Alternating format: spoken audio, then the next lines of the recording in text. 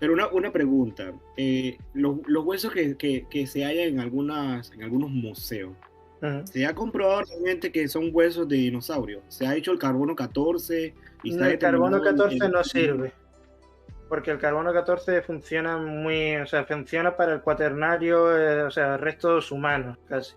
Y de hecho algunos a lo mejor hasta se Sí. escapan.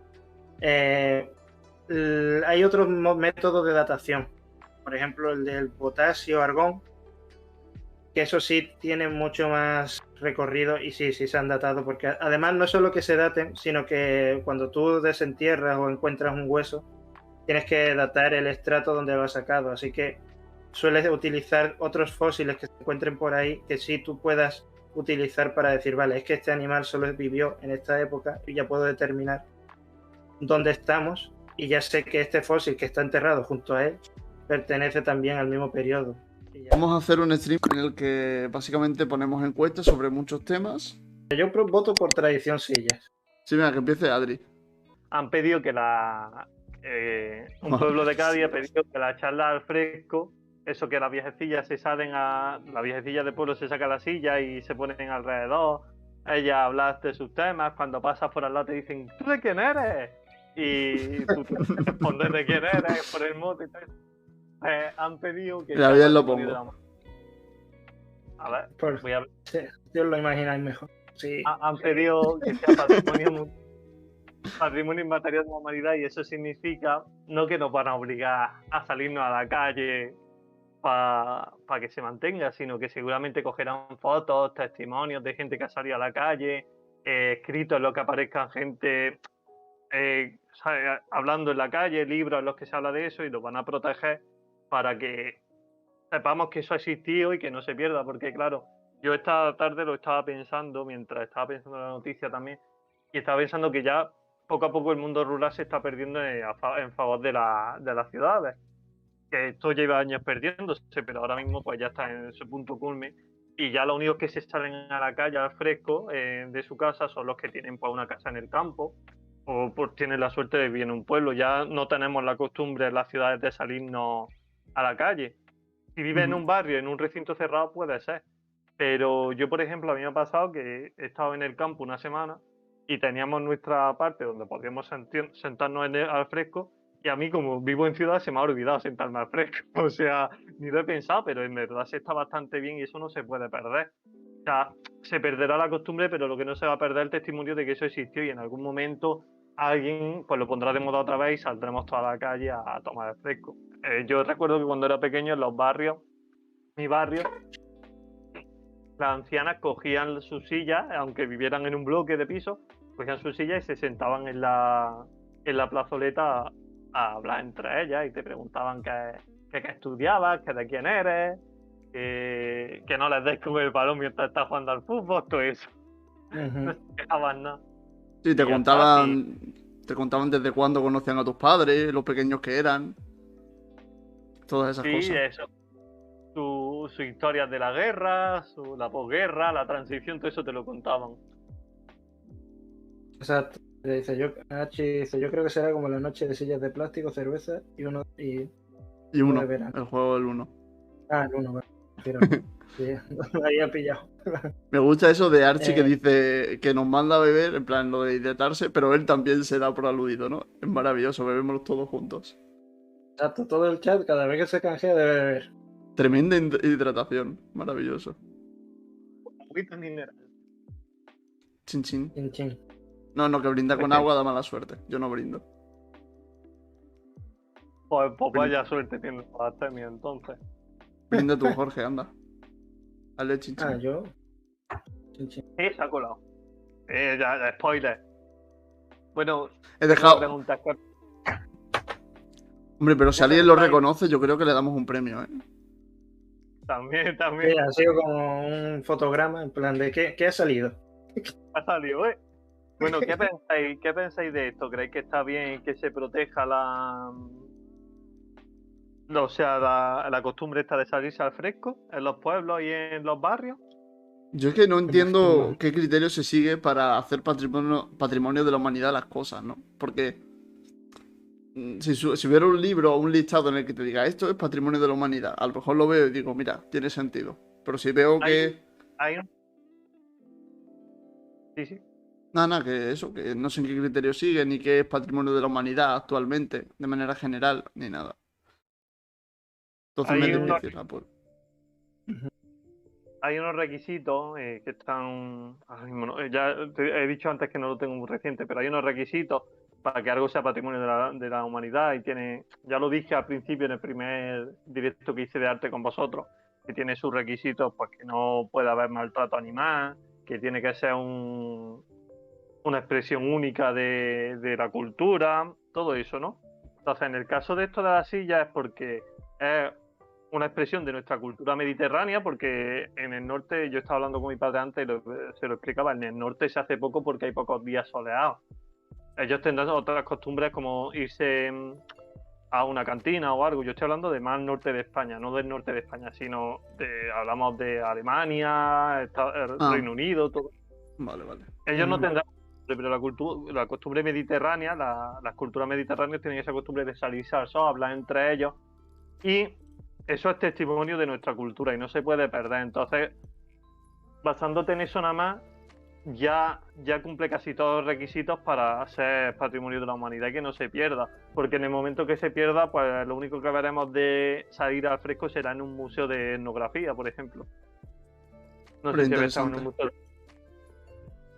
¿Habéis estado en un museo de etnografía? No he tenido la suerte. Yo tampoco, pero me imagino más o menos cómo es. Serán fotos, escritos, periódicos, todo eso hablando de lo que es, de cómo se desarrolla una cultura, vamos. Claro, lo que yo iba a decir era que más que, o sea, que a lo mejor es como más complicado protegerlo, puesto que no es algo, entre comillas, material, ¿no? Sino que lo que se puede hacer es como dar fe de que eso pasa y que se está dando. Y no sé si se podrá favorecer que se siga dando. Pero claro. No, que lo que quiero decir es eso, que no es lo mismo, yo que sé, un edificio, una escultura o algo así que tú puedes preservarlo, que una costumbre, porque la costumbre puede variar. Tú puedes dejar registro de que eso era así y de por qué se hacía y demás, pero claro, si la sociedad avanza en tal sentido y eso se va perdiendo, lo único que puedes dejar es eso, ¿no? Como un registro. Claro, al darle un soporte ya que tú lo difundas, porque de eso se trata, proteger el patrimonio, difundirlo y que la gente lo conozca, llevarlo a museos para que la gente pueda verlo cara a cara. Cuando tú ya haces eso, haces que la gente lo valore, incluso quiera de alguna forma hacer lo suyo. Entonces, cuando tú haces algo inmaterial tuyo, lo que haces es practicarlo en caso de que sea un deporte, una danza, una costumbre. Si tú quieres hacer una costumbre tuya, lo que haces es practicarla. En ese momento va a variar porque tú lo haces de manera distinta. Y a partir de ahí ya se va a ver la variación esa que tú dices. Que la variación siempre va a estar funcionando, siempre va a variar, estamos en continuo cambio, pero la base va a ser esa. Ya lo hablamos en el directo de la danza, no sé si acordáis, que va a haber una base, pero va a dar lugar a muchas otras cosas. Claro. Como hablábamos del flamenco en ese momento, ¿no? Que al final ha ido evolucionando a lo largo de los años. Claro, es lo que dijimos. Lo que dijimos en el flamenco, claro, que antes era un tipo de danza y ahora son otras. Hace 50 años no se jugaba al uno en la calle, hablaban entre ellas. Ahora, cuando salimos a la calle a estar con las sillas, pues a lo mejor jugamos al uno. Yo qué sé, quien juegue al Pokémon Go a lo mejor se sienta y empieza a intercambiar Pokémon con los amigos, pero están haciendo lo mismo, pero con otras actividades. Sí, claro. Ahí está la variación, y cuando dentro de 200 años se investigue, van a ver la base de ese salir a la calle, que a lo mejor está muy de moda en aquellos tiempos, porque no sabemos cómo va a evolucionar el mundo. A lo mejor llega el punto en que nos volvemos un poco más rurales y tenemos que salir a la calle a estar allí, pues nosotros hablando entre nosotros y ya está. Se sentarán en sillas en el metaverso, fuera de un bar virtual o algo así.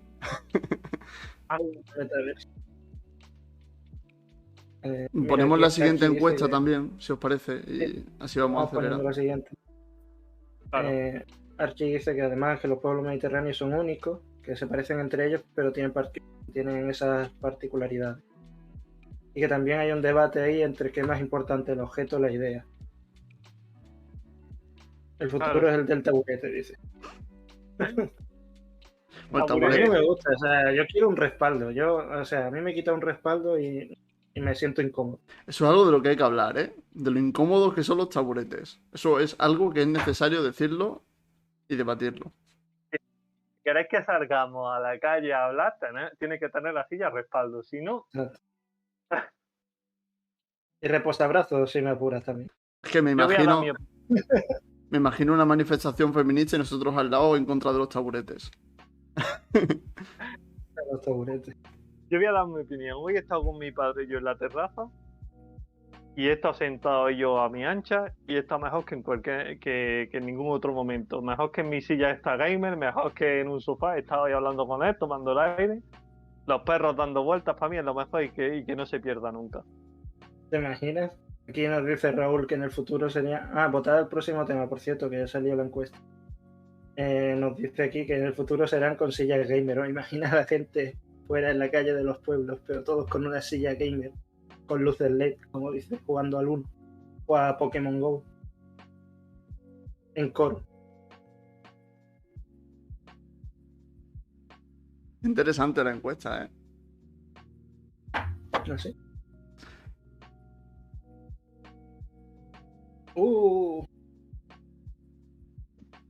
¿Qué pasa, Jorge? ¿Te apetece o no te apetece hablar? A mí siempre. Yo, está muy bien. Yo creo que la simpleza... No se pierde mucho.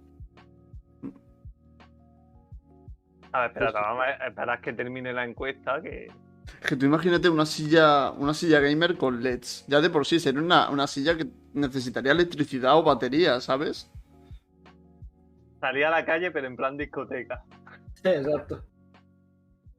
Y con musiquita de chill ahí. Fíjate, que no se pierda, hombre, aunque sea futurista. Ya ves. Con eso no hay conservadurismo. El caso es que se salga a la calle. Para la dificultad de los videojuegos. Vale. Este tema te corresponde, Jorge. Corresponde a mí y a Adri. Creo que Adri tiene también mucho que decir sobre esto. Y yo. Pero bueno, ponme en contexto, tú que lo has propuesto. Vale, bueno. Pero yo creo que no es ningún secreto, ¿no? Hace unos días, una TikToker, ¿no? Creo que era, hizo un TikTok hablando de eso, de que ella creía que todos los juegos necesitaban un modo fácil. Y explicaba que, claro, ella le gusta jugar, pero se le da muy mal. Mira, creo que Archie está hasta en los cojones del tema. Pero eso, que se le daba muy mal.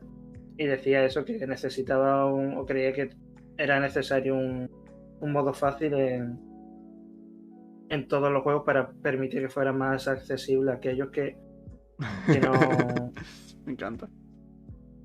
que no buscan un desafío o que simplemente no tienen el tiempo para poder repetir y repetir y repetir hasta conseguir superar cierto obstáculo, ¿no? En el juego. Claro, en realidad el debate, o sea, es que es un debate muy sencillo para darse, porque hay mucha gente que va a opinar desde distintos puntos de vista y en realidad ninguno, como digo, creo que tiene totalmente la razón, ninguno está totalmente equivocado.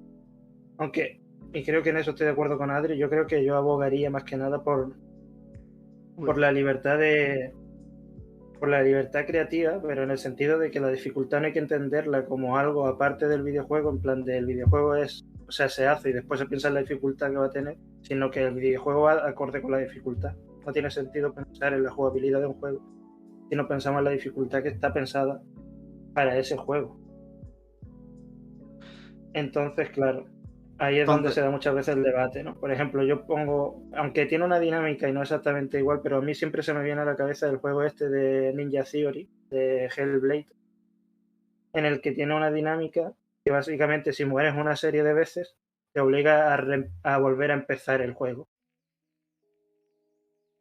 Entonces, claro, a mí eso supone una dificultad añadida al juego, pero por otro lado, el juego no se entiende o no te da las sensaciones que te transmite si no tiene esa dinámica. Deberíamos quitar esa dinámica de muerte como diría, definitiva, por así decirlo, ¿no? Y que te obliga a empezar solo para hacer más accesible el juego para aquellas personas que mueran más. Pues creo que no, porque el juego quiere transmitirte la sensación de que la vida vale algo dentro del juego también. Que tú tienes que jugar para no morir o intentar no morir. Entonces, y cada muerte te pesa. No es como otro juego en el que mueres y vuelves a empezar. Y repites y tienes un punto de guardado. Entonces, claro. Yo diría eso, que hay juegos y juegos. Y hay algunos que sí, a lo mejor hay algunos que sí se prestan a tener un modo fácil y no lo tienen, pero sin duda hay algunos que no pueden o no deberían tener ese modo fácil porque la experiencia está pensada para ser con esa dificultad. Yo lo dije siempre la libertad del creador, porque a ver, yo como historiador del arte ahora no puedo decir, no, el creador tiene que tenerse a lo que dice el público, porque si no, no estamos haciendo arte. Si tenemos que atenernos a lo que está haciendo el público, no estamos haciendo arte. Entonces, yo siempre digo la libertad del creador. Es verdad que si yo fuera creador, mis videojuegos siempre tendrían modo fácil. Y es que yo los videojuegos los veo como un todo, no los veo como dificultad, como solo historia, como... Es verdad que algunos solo son habilidad, otros solo son historia, pero cuando se trata de un juego grande, pues yo tengo en cuenta historia, tengo en cuenta diseño, jugabilidad, la dificultad, todo eso lo tengo en cuenta. Entonces yo no creo que un juego grande se deba jugar solo por su dificultad. Nos ponemos en el caso de Dark Souls. Yo no creo, aunque Dark Souls es verdad que parte de la experiencia corre por la dificultad, yo no creo que Dark Souls se pueda limitar solo a eso, porque Dark Souls, por ejemplo, tiene un lore y una narrativa que son especiales. Pillar la historia, tengo entendido, porque no he jugado. Pero, bueno, he jugado, pero no he avanzado lo suficiente. Pero tengo entendido que Dark Souls tiene una narrativa que la vas descubriendo tú poco a poco. La historia, si no estás atento, no la vas a descubrir. Entonces, si hay alguien que quiere llevarse esa experiencia en vez de la experiencia de la dificultad, pues a lo mejor sí debería tener un modo fácil, pero si el creador quiere que sea así, pues a lo mejor hay que dejarlo hacer lo que quiera. Y quien quiera jugar en modo fácil al Dark Souls, pues seguro que hay mods que lo ponen en modo fácil. Y te puedes descargar el mod, instalarlo y vivir la experiencia de Dark Souls, una primera toma de contacto en modo fácil. Y luego quieres hacerlo en modo difícil, en juego normal, pues ya lo haces. Pero si el creador quiere su modo difícil, lo dejáis en modo difícil porque es el creador el que lo ha creado así. Ya os digo que en mi opinión, y si yo fuera creador, siempre habría un modo fácil en mis juegos. Pero si el creador quiere un modo difícil, que su modo sea difícil de por sí, pues da igual. Que lo haga porque es que es su juego.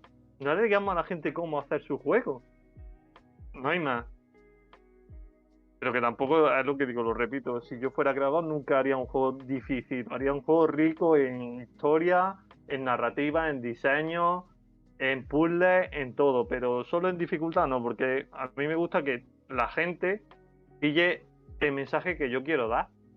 Claro. A través de la historia y todo eso. No que se quede, porque por ejemplo yo Dark Souls he tardado mucho en jugarlo. Voy a jugar próximamente. Y quien se quiera reír de mí cuando lo deje por ahí tirado y lo ponga en un tweet, porque se ría.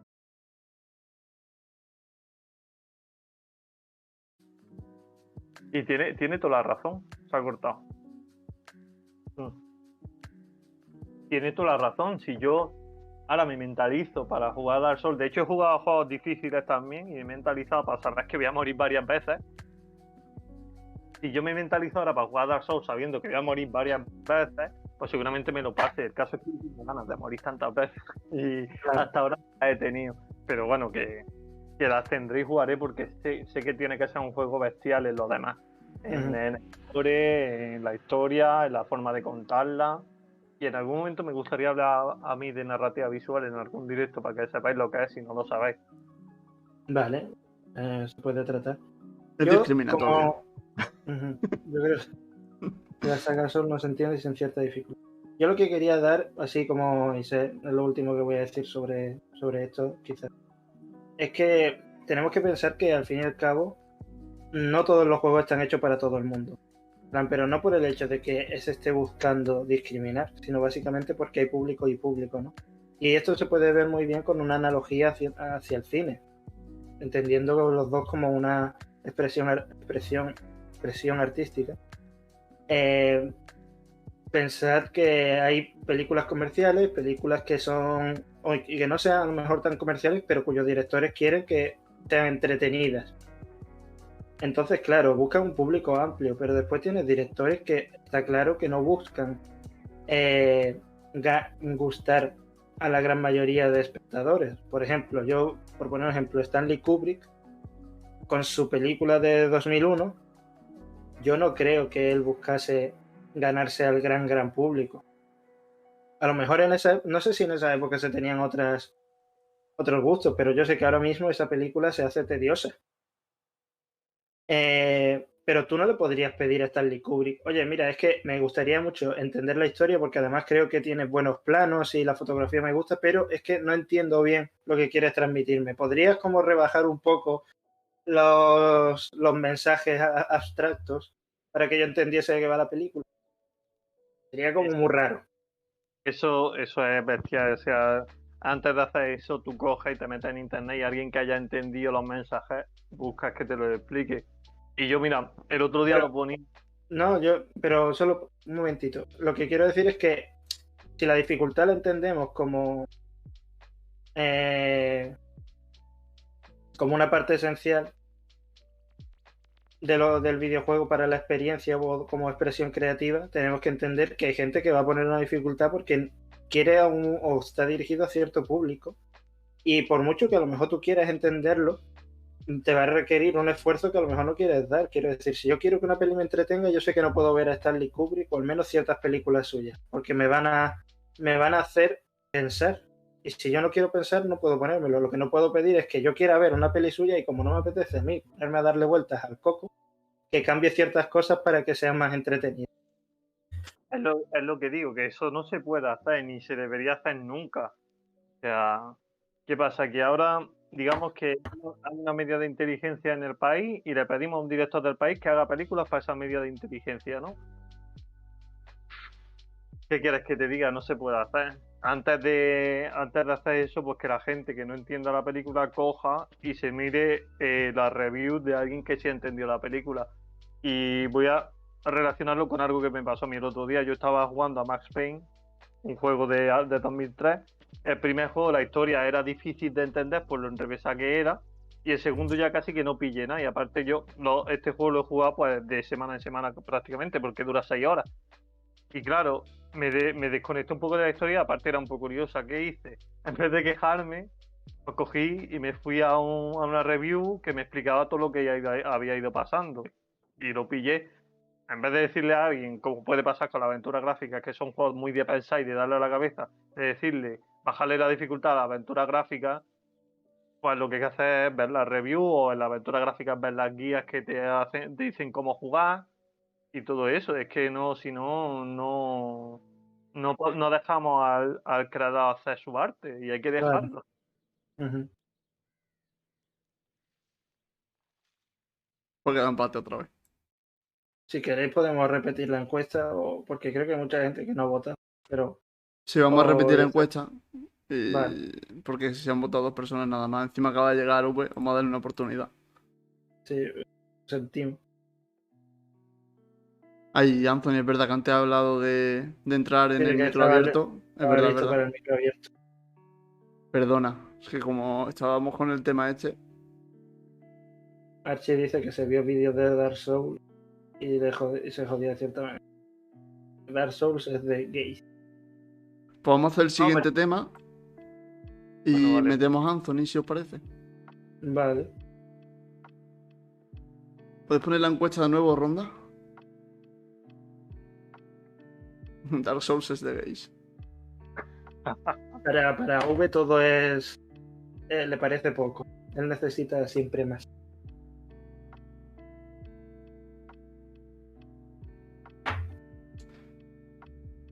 ¿Cuál es la discusión? A ver, realmente no hay ninguna discusión. Es más... Es una curiosidad. Es un tema... Tampoco queremos hacer mucho spoiler, pero es sobre una isla nueva de Japón. Ya podéis votar. Sí, votad, por favor. Ahora van a salir cosas totalmente distintas. Seguramente.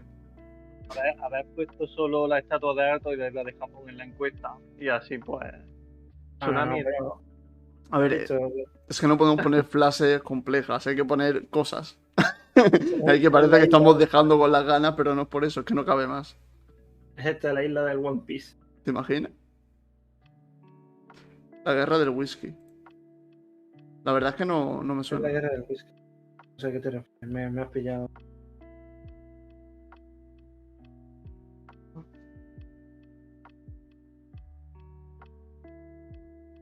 Buscarla, es interesante. Pues mira, sí, le echaré un ojo.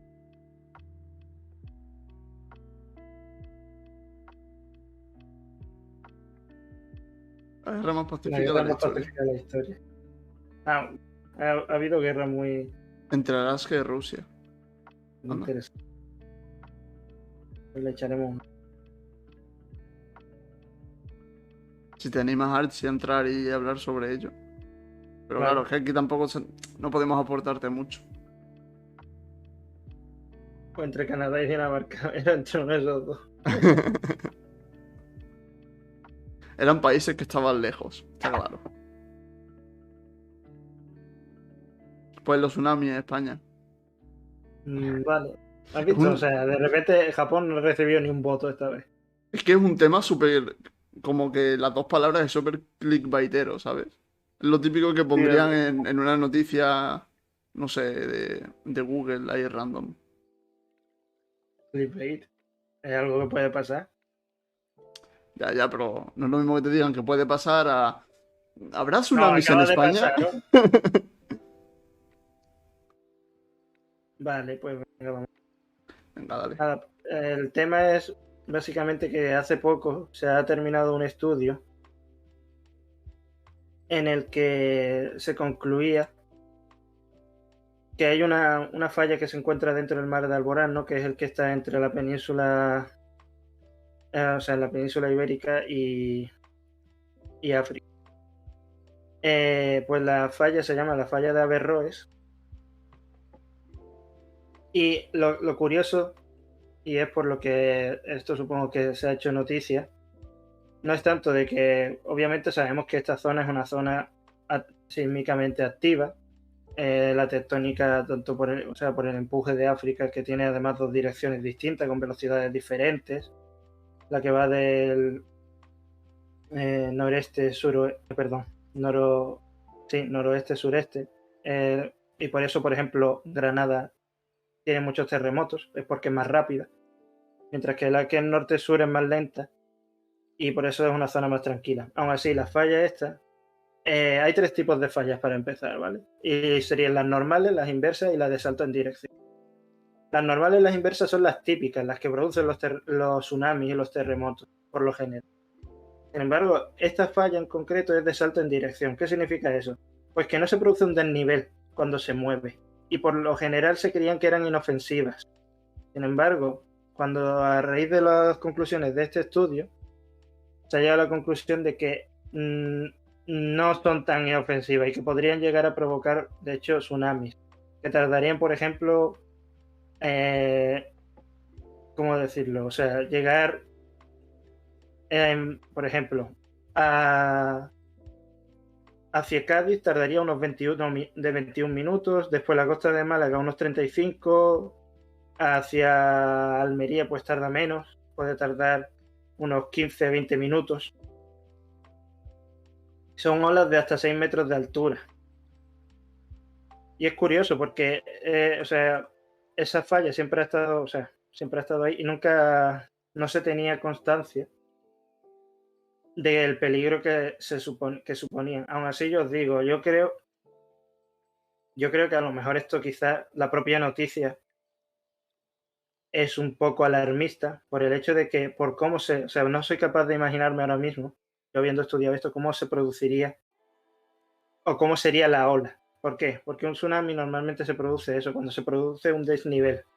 Y las fallas, claro, una normal o inversa lo que hacen es eso, crean un desnivel de varios metros y de ahí, al tener que compensar el volumen de agua, se produce el tsunami. Pensar que la de salto en dirección no va a producir en principio ningún desnivel en el fondo del mar. Lo único que va a hacer es mover en todo caso el agua lateralmente. Por eso yo creo que no sería tan grave. Pero no sé.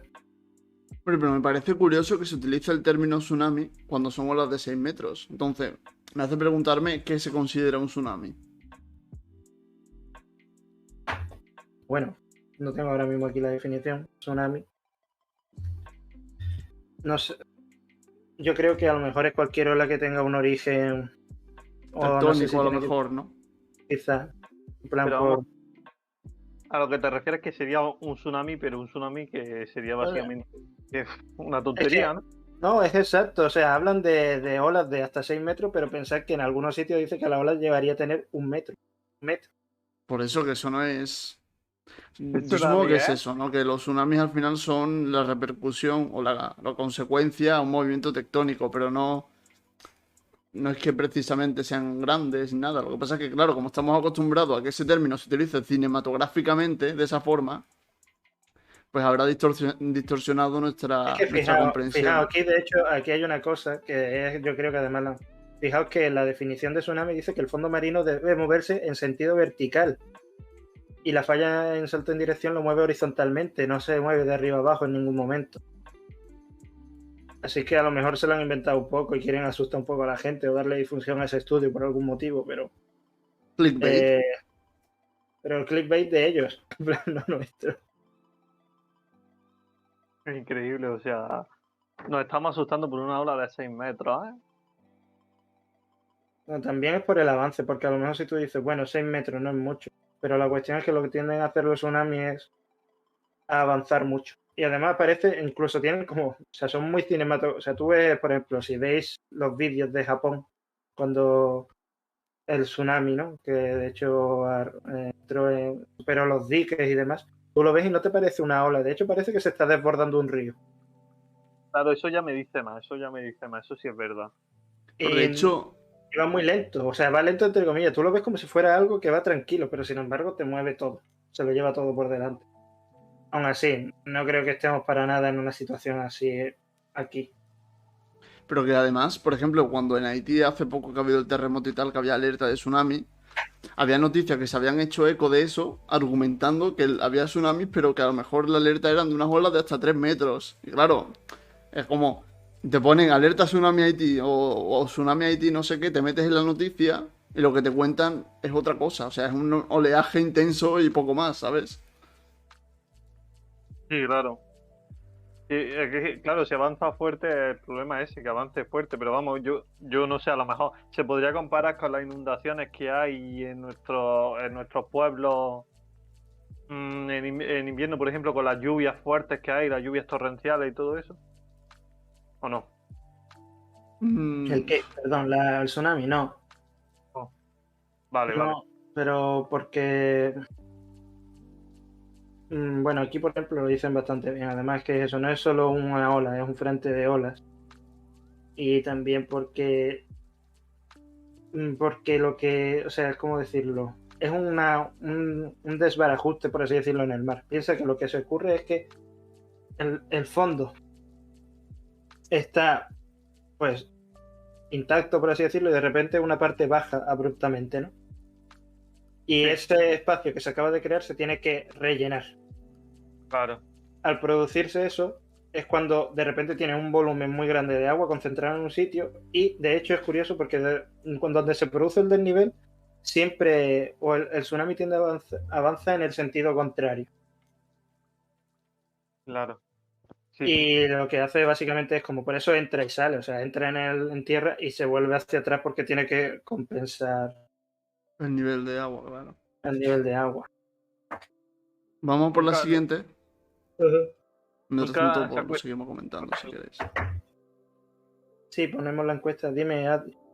Que nunca se acuesta uno sin saber algo nuevo. Yo no sabía que los tsunamis se formaban así, tenía otra cosa entendida, la verdad. Bueno, a ver, como dice también Archie, o sea, cuando es una cosa, un origen tectónico es por eso, por un movimiento vertical de fallas normales o inversas. Pero es verdad que puede ser tanto como por la caída de un meteorito como una erupción volcánica, o incluso, y es una cosa que le tienen mucho miedo los estadounidenses, porque no me acuerdo qué isla, una de las Islas Canarias. Bueno. Al ser volcánica tiene una serie de diques creados, y si eso se rompiese, que se cree que se va a romper en algún momento, caería una gran parte de la isla al mar. Y eso provocaría un gran tsunami que dice que tardaría como unas 2 horas en llegar a Nueva York. Joder.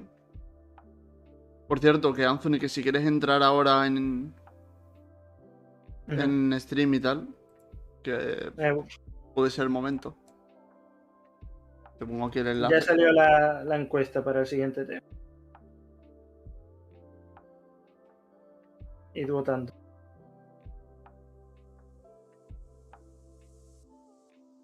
Ese tema lo tocamos ahora. Bueno, depende de si Anthony puede entrar ahora o no.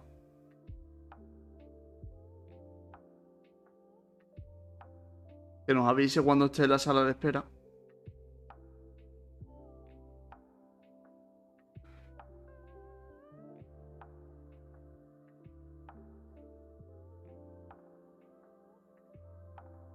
¿Cómo va la encuesta? Mira, Dino ADN. Vale, ya está Anthony. ¿Te meto directamente ya? ¿Lo puedes meter tú, Jorge? Que si no, a mí se me desmonta todo. Es básicamente coger su nombre y arrastrarlo a nuestro canal, vaya. Ya está. Perfecto. Me ha encantado el tweet de Adam. ¿La has pillado? Ahí está. Sí. Hola, Hola, ¿qué tal? Hola, ¿cómo encantado. estás? Muy Muy buenas. bien. ¿Todo bien? ¿Todo bien? Sí, la verdad. Qué bueno, qué bueno. ¿Qué tal? ¿Cómo estás? Sí, la verdad. Qué bueno. Anthony, Ya. ¿puedes mutear el directo? Ya lo silencié. Ah, perfecto. Disculpa. Nada, no pasa nada. Ok, entonces vamos a hablar de que del ADN de los dinosaurios. Sí. Sí. ¿Querías comentar algo en concreto o seguimos sin más? No, digamos. Muy bien. Empiecen ustedes y ahí yo fluyo. Perfecto. Pues esto lo iba a comentar yo. Bueno, y un poco Jorge también, ¿no? Ujú. Pues es un tema interesante.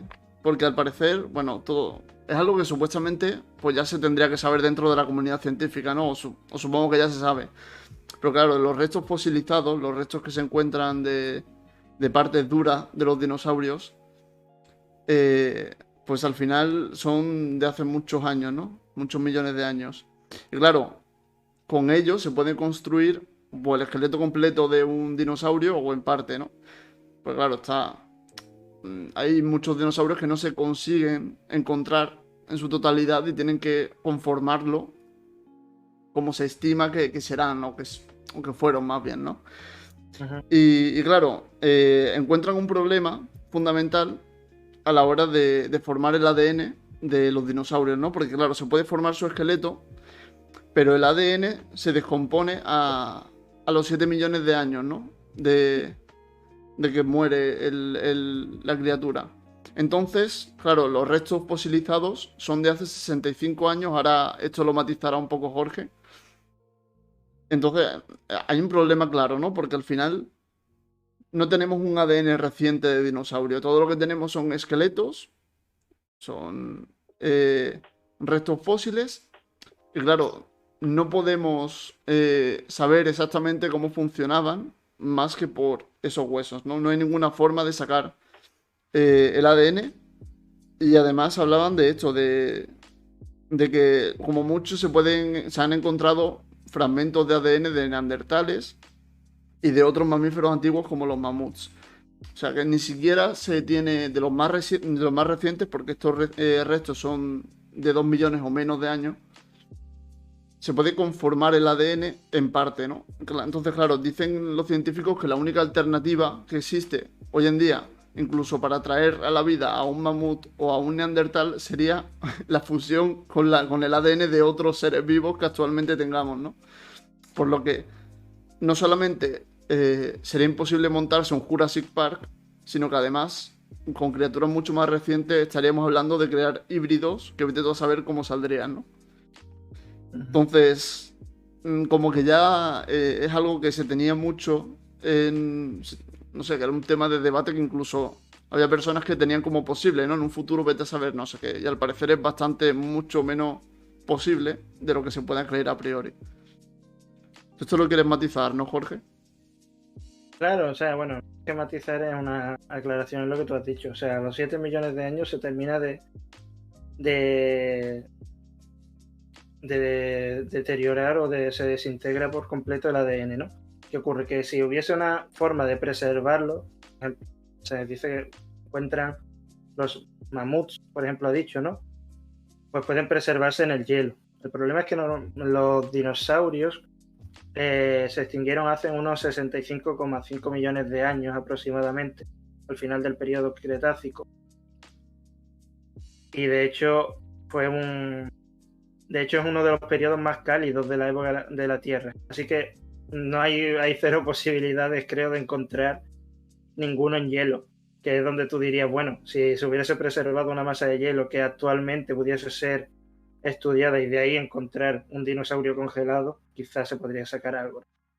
Eso es imposible. Bueno, también que la otra parte que los dinosaurios como los imaginamos nosotros, como Claro. lo pone Hollywood o los libros tradicionales, no, realmente no eran, pues.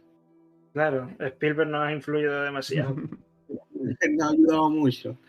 Pero ¿Qué lo quiere? que sí se sabe es que sí existieron. Pero el punto está en como la formación que ellos tenían. Dice que yo estuve leyendo hace poco en Sí. un libro de astrobiología, que hablaba incluso sobre los dinosaurios, y que decía de que las aves de corral, las gallinas, los pollos, eran lo más cercano a los dinosaurios. Sí. E incluso dice que ese es su origen más cercano. Uh-huh. Sí, de hecho Entonces son los... yo sé que ahí se puede partir. Claro, o sea, un ADN muy parecido sería el de las aves. O sea, las aves provienen de... De hecho, muchos de los dinosaurios que se estudian tienen lo que viene siendo la pelvis, ¿no? Se parece mucho más a la de las aves actuales que a la de los reptiles. A la de los reptiles. Y de hecho, por eso es una de las pruebas, además de que, por ejemplo, se encontraron los eslabones intermedios, ¿no? Como el Archaeopteryx, que decían, esto ya se parece muchísimo a una ave, pero es todavía un dinosaurio. Y entonces, claro, sí. A lo mejor, o sea, más que de las ranas, que es como lo que sacan en Jurassic Park, se debería coger ADN de un ave para reconstruir la cadena. Pero eso que ahora mismo es muy complicado. Y además que son muchos millones de años en un periodo en el que no había, de hecho creo que no había ni hielo en los polos, así que... Pero una pregunta, los huesos que se hallan en algunos museos, Uh-huh. ¿se ha comprobado realmente que son huesos de dinosaurios? ¿Se ha hecho el carbono 14 y está El carbono determinado 14 no sirve, porque el carbono 14 funciona funciona para el cuaternario, o sea, restos humanos casi. Y de hecho algunos a lo mejor hasta se escapan. Hay otros métodos de datación, por ejemplo el del potasio, argón, que eso sí tiene mucho más recorrido y sí se han datado, porque además no es solo que se daten, sino que cuando tú desentierras o encuentras un hueso, tienes que datar el estrato donde lo has sacado, así que sueles utilizar otros fósiles que se encuentren por ahí que sí tú puedas utilizar para decir, vale, es que este animal solo vivió en esta época y ya puedo determinar dónde estamos y ya sé que este fósil que está enterrado junto a él pertenece también al mismo periodo y ya bueno, a partir de ahí. ¿Quieres que te enseñe que pongamos la gráfica o ya no? Si quieres ponerla solo, en plan para hacer gráficamente todo lo que ha pasado, un momentito y ya está. No se va a ver Sí, apenas. O sea que si quieres explicar tú algo, porque... Sí, bueno, si vais aquí, veis lo que va desde a la izquierda del todo. En el momento en el que termina el verde, ahí es cuando se extinguen los dinosaurios. Y de hecho, ellos aparecen en el Triásico, pero no empiezan a dominar hasta el Jurásico. Duraron unos 135 millones de años como especie dominante y se extinguen aquí. Y pensad que, por ejemplo, por daros el carbono 14 sirve para lo que viene siendo el cuaternario, que es solo la zona más superior de los periodos, que son los centros más... Esta es la tabla de cronoestratigráfica internacional, ¿no? Y se divide en esos pisos, época, periodo, era y eón. Pues los periodos son los que más conocemos nosotros, que son el Cretácico, el Paleógeno, el Neógeno, el Cuaternario. Nosotros estamos ahora mismo en el Cuaternario, ¿no? Pues para el Cuaternario sirve básicamente, en principio, el carbono 14. Así que... O sea que los dinosaurios aparecerían en lo que viene siendo el moradito, ¿no? De la segunda columna, el moradito. Aparecen ahí y se extinguen en el Cretácico, al final del verde. Ajá. De hecho, una de las cosas que se decía es que, claro, Jurassic Park habla de Jurásico, pero la mayoría de los dinosaurios que menciona son del Cretácico, que de hecho es cuando eran más grandes. Sí. A lo mejor porque Jurásico tenía más gancho. Sí, Claro, es más comercial. Claro, sí. Pero bueno, que veáis que se dice eso, son 7 millones de años. 7 millones de años son hasta el Mesiniense, que no es nada. Y 7 millones de años, la edad del universo es... Bueno, y de la Tierra, que son ya una locura. No, pero es que la historia escrita tiene que 6.000 años. Pues, Espérate, la historia Y escrita... me tira para atrás. La historia escrita, claro, tiene 6.000 años, 5.000... mira, os voy a pasar, Sí, más o me dicen menos. que pase el enlace. Tengo yo esto aquí. Lo paso en un momento y ya está. Pero de hecho yo he visto lo que decía él, Anthony hablaba del aspecto de los dinosaurios. Yo he visto reconstrucciones de dinosaurios con plumas, como un T-Rex con plumas, y da más miedo que un T-Rex sin plumas, ¿sabes? O sea, da Y más dicen miedo. que se parecerían más los sonidos al de un ganso que a los que escuchamos. Incluso, creo que incluso mencionaban que el Tyrannorex, ese que era de otra época, y que ya cuando empieza la evolución, creo que lo leí así, podría estar equivocado. Cuando empieza la evolución ya de los mismos dinosaurios, como llegando a la forma de las aves, ellos ya estaban como decayendo. Porque Sí, también los fueron como dinosaurios. generación. Cuando se extinguen los dinosaurios, de hecho, ellos ya estaban como en... habían degenerado mucho. Porque Sí. el meteorito fue como, o sea, el meteorito fue la puntilla, se los cargó, pero ya estaban quedando... Claro que necesitaban para irse. Claro, o sea, fue como la guinda del pastel. Quiero preguntarle a Arsi que qué es lo que dice el Dr. Grant en Jurassic Park, exactamente. Yo no me acuerdo. Mira que la he visto veces, pero no me acuerdo. Que menciona a lo mejor el periodo Cretácico. No, porque eso lo he dicho antes Que andan- de hecho.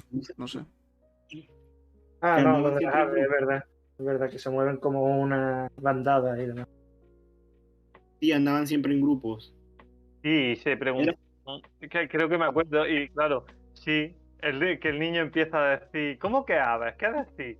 ¿Cómo que aves? ¿Cómo van a pasar ese ave? Y se reía del Dr. Grant. El niño. Sí, ¿no? Y cuando con los estos que están corriendo y aparece el tiranosaurio y se come a uno, y el niño empieza a decir, mira cuánta sangre, y se lo tiene que llevar. Lo que me refresca la memoria, y es que era un libro que había escrito el Dr. Grant. Sí, es eso, que había escrito un libro el Dr. Grant y habla de que era más parecida a la ave y el niño se ríe de él, como diciendo, Vale. Que como hay varios momentos que mencionan lo de las aves.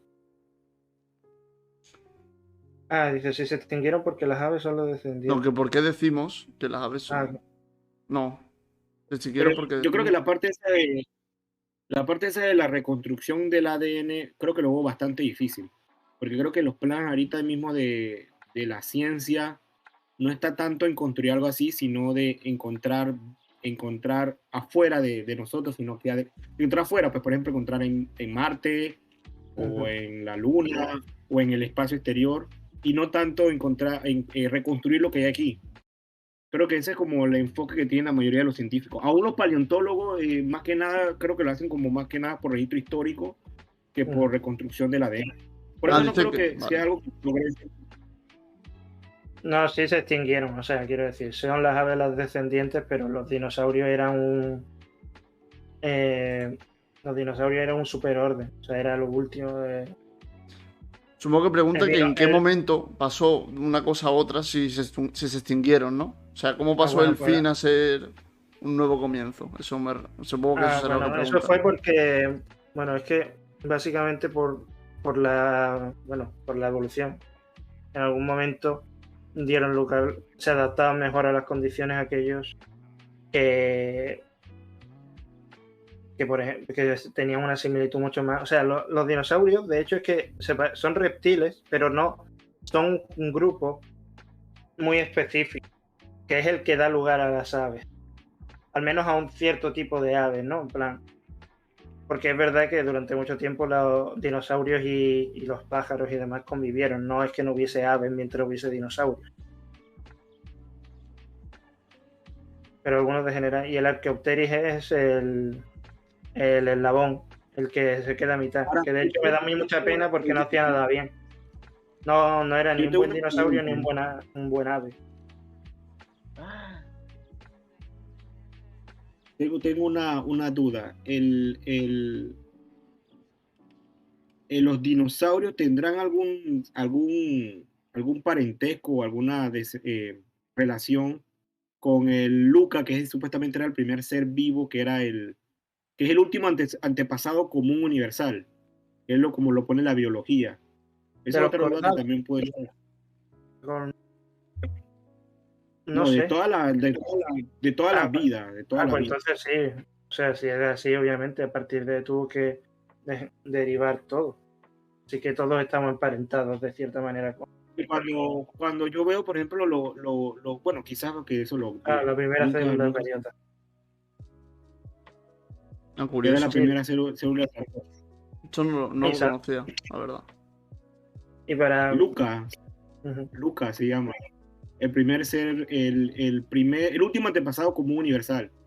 O sea, de allí partió entonces todos los mamíferos, las aves.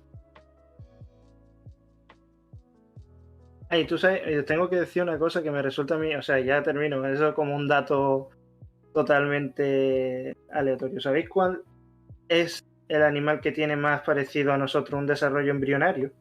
O sea, por algún motivo estamos más emparentados con ellos en ese sentido, o al menos parece ser. Pues la Pues verdad es es que no con, sé.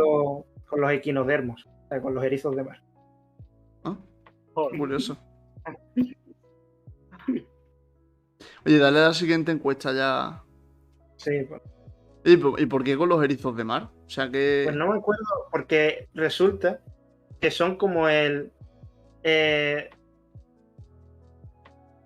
los cordados, ¿no? O sea, los equinodermos, algunos tienen como estas dos, no me acuerdo, o sea, como que tienen una fase juvenil y otra más adulta y demás, y se ve que son como de los cordados, una dio lugar a los equinodermos y otra nos dio lugar a lo que viene siendo ya todos los vertebrados y demás, ¿no? Pues Ajá. resulta que nosotros, o sea, lo que viene siendo los vertebrados, después si te vas hacia atrás encuentras que los equinodermos son los que más se parecen. Así que somos como dos variantes de... Tenemos el mismo origen, pero claro, eso es cuestión de biología. A mí me Yo llamó creo que mucho yo la vi atención. eso en la teoría del Big Bang.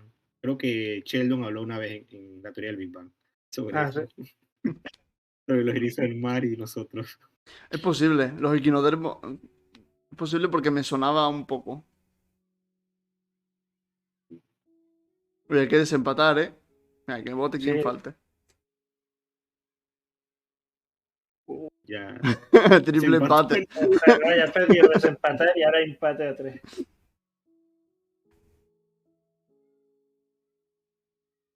Chan chan. Yes.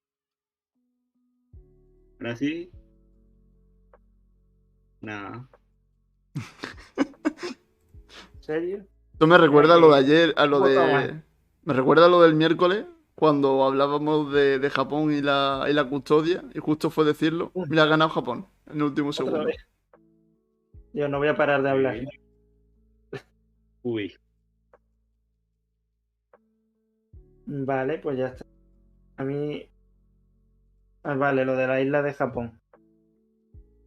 A ver, pues básicamente es que hace poco, bueno, es que no sé, creo que, ¿cuántos días hace todo?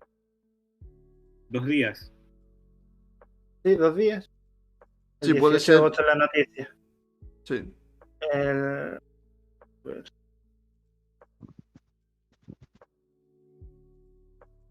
a ver, no me ponen la fecha. Bueno, Sí, vale. que es del 18.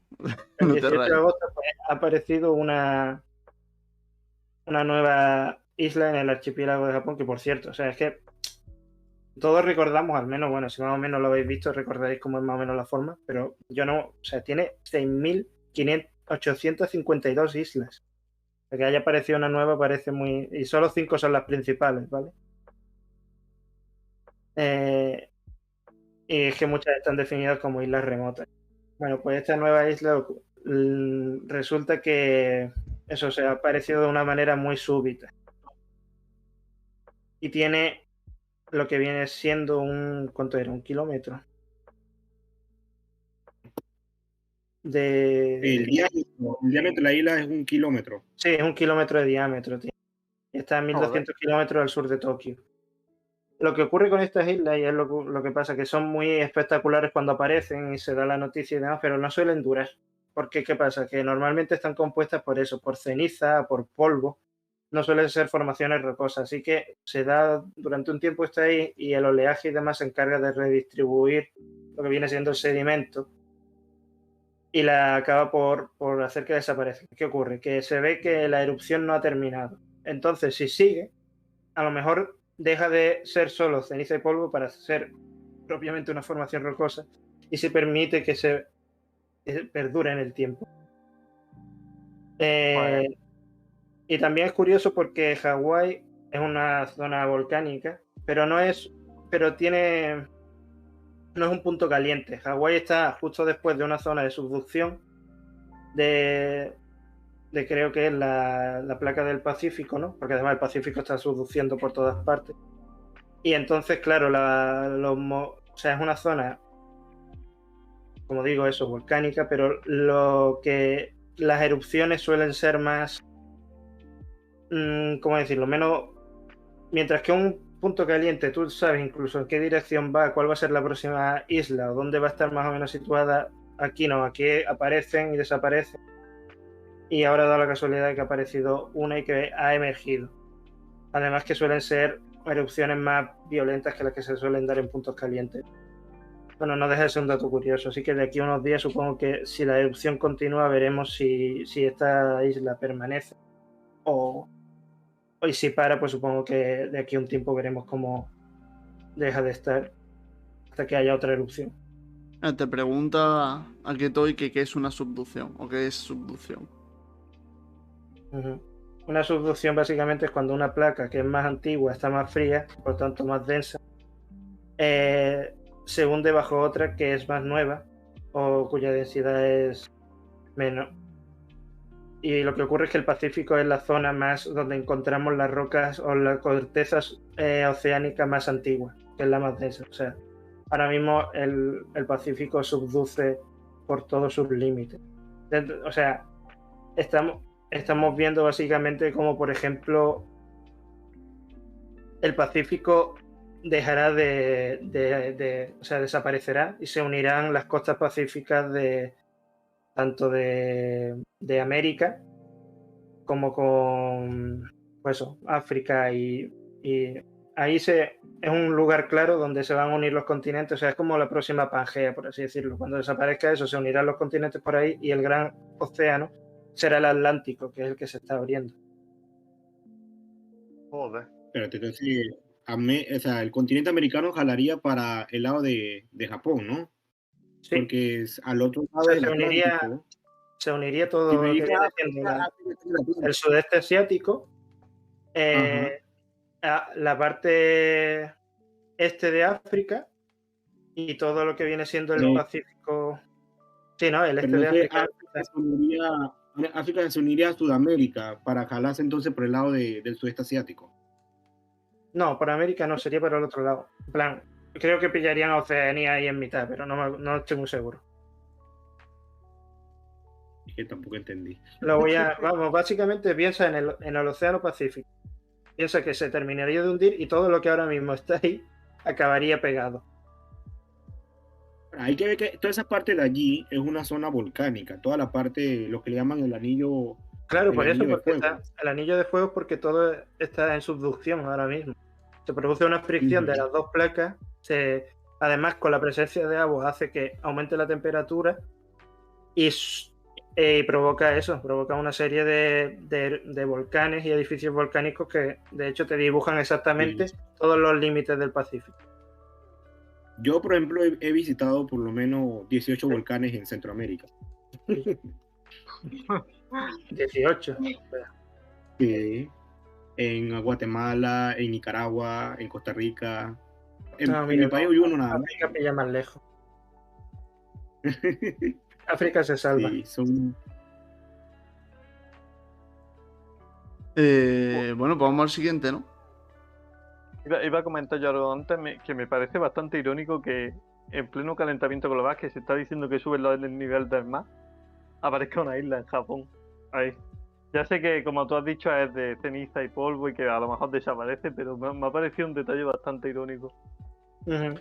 Es que ten en cuenta que, pese a la novedad, no es algo novedoso, ¿sabes? Pese a que estemos comentándolo como algo, Sí, no sé, que parece que es algo extraordinario, pero realmente se da con más frecuencia de lo que parece. Claro, Claro. claro. Que en algún momento, si sube el nivel del mar, bastante. digo que si en algún momento sube el nivel del mar, pues claro, dejará de ser tan fácil que aparezcan islas en mitad del mar así de la nada, Ah, no creas, ¿eh? No. ¿no? Siempre va a pasar algo así. En plan, quiero decir, incluso ha habido. No es la época en la que el nivel del mar ha estado más alto.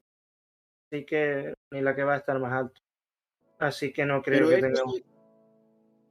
eso ocurre mucho en los archipiélagos, de islas que aparecen y desaparecen por momentos. Claro. Eh, Sí. yo recuerdo haber en un archipiélago y viajar de una isla a otra, y en medio de esa isla yo ver un grupo así grande como de árboles y acercarme y no hay nada. O sea, es simplemente que toda la parte rocosa está debajo del agua, Ujú. y así como pasa el tiempo también va desapareciendo esa formación. Claro, de Es hecho, muy Hawái en un momento en el que se traslada al punto caliente a la siguiente isla y pasa a ser la siguiente volcánica, la anterior empieza a erosionar, a sufrir de erosión, Pero que no me salía la palabra. y, ya no me sale. y claro, eso es lo que ocurre.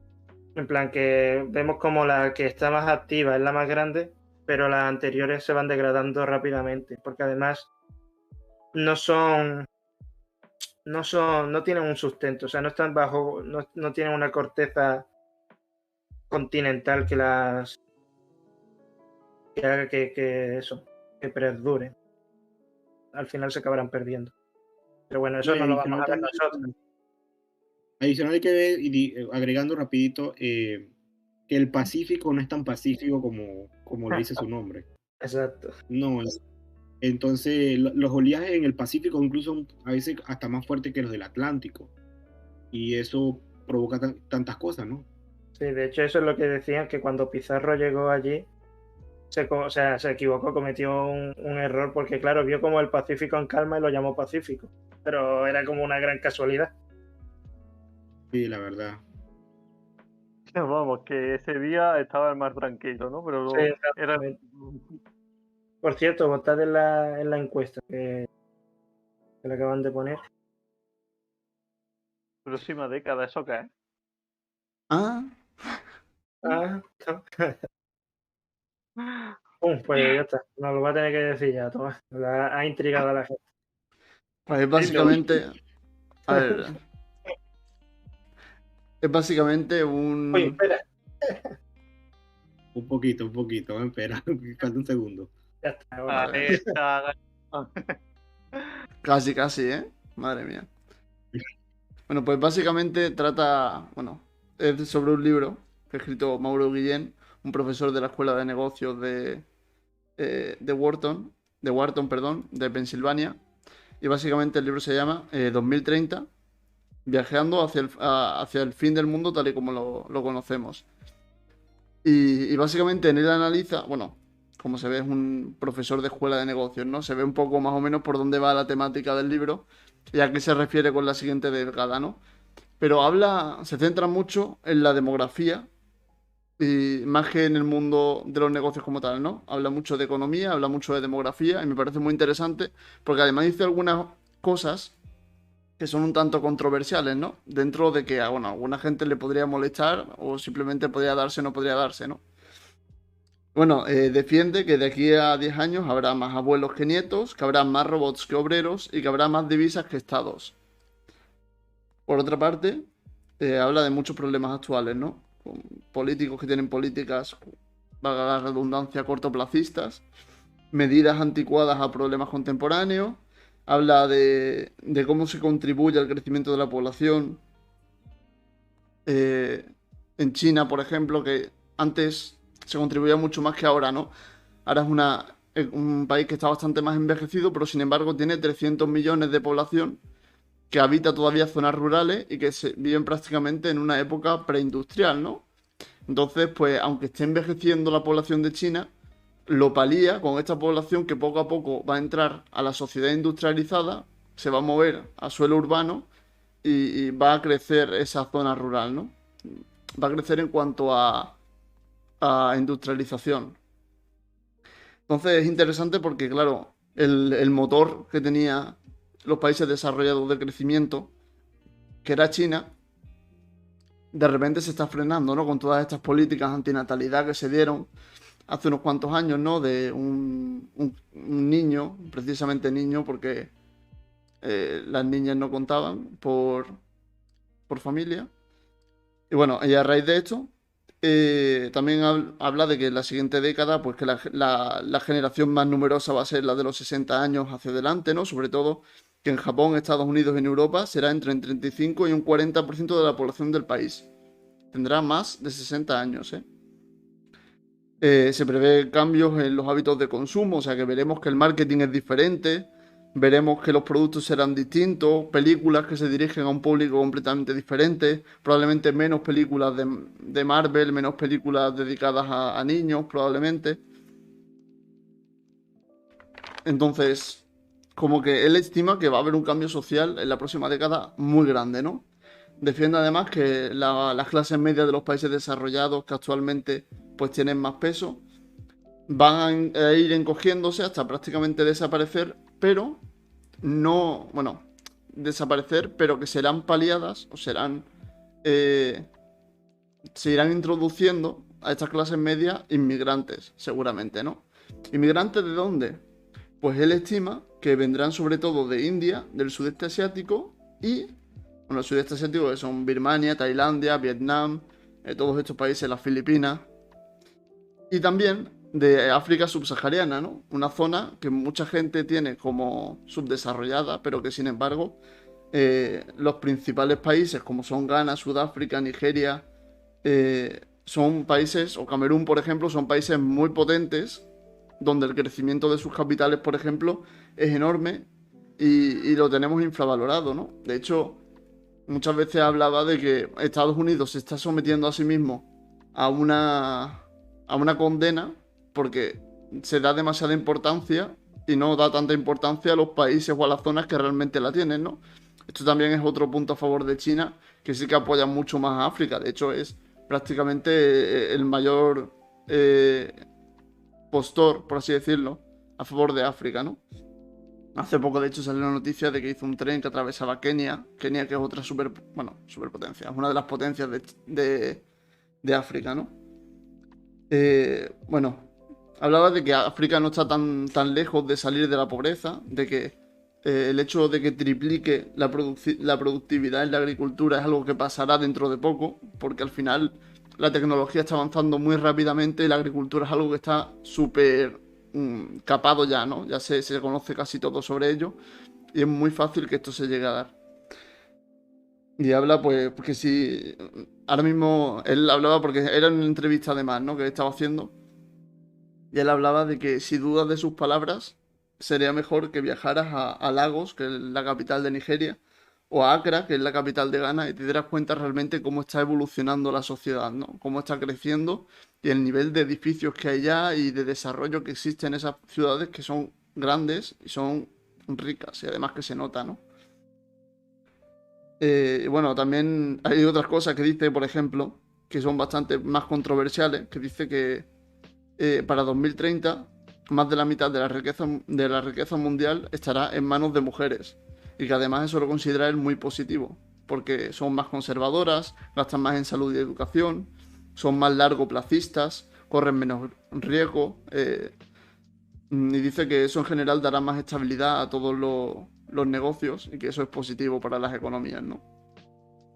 También hablaba, por ejemplo, de América del Sur y lo condenaba, ¿no? Decía que América del Sur era como la zona peor gestionada del mundo, que son como países que desean a la fuerza ser el primer mundo y no consideran su posición social real, o sea, a nivel político y económico, por ejemplo, como que está muy de moda el hecho de imprimir, por ejemplo, moneda nueva, ¿no?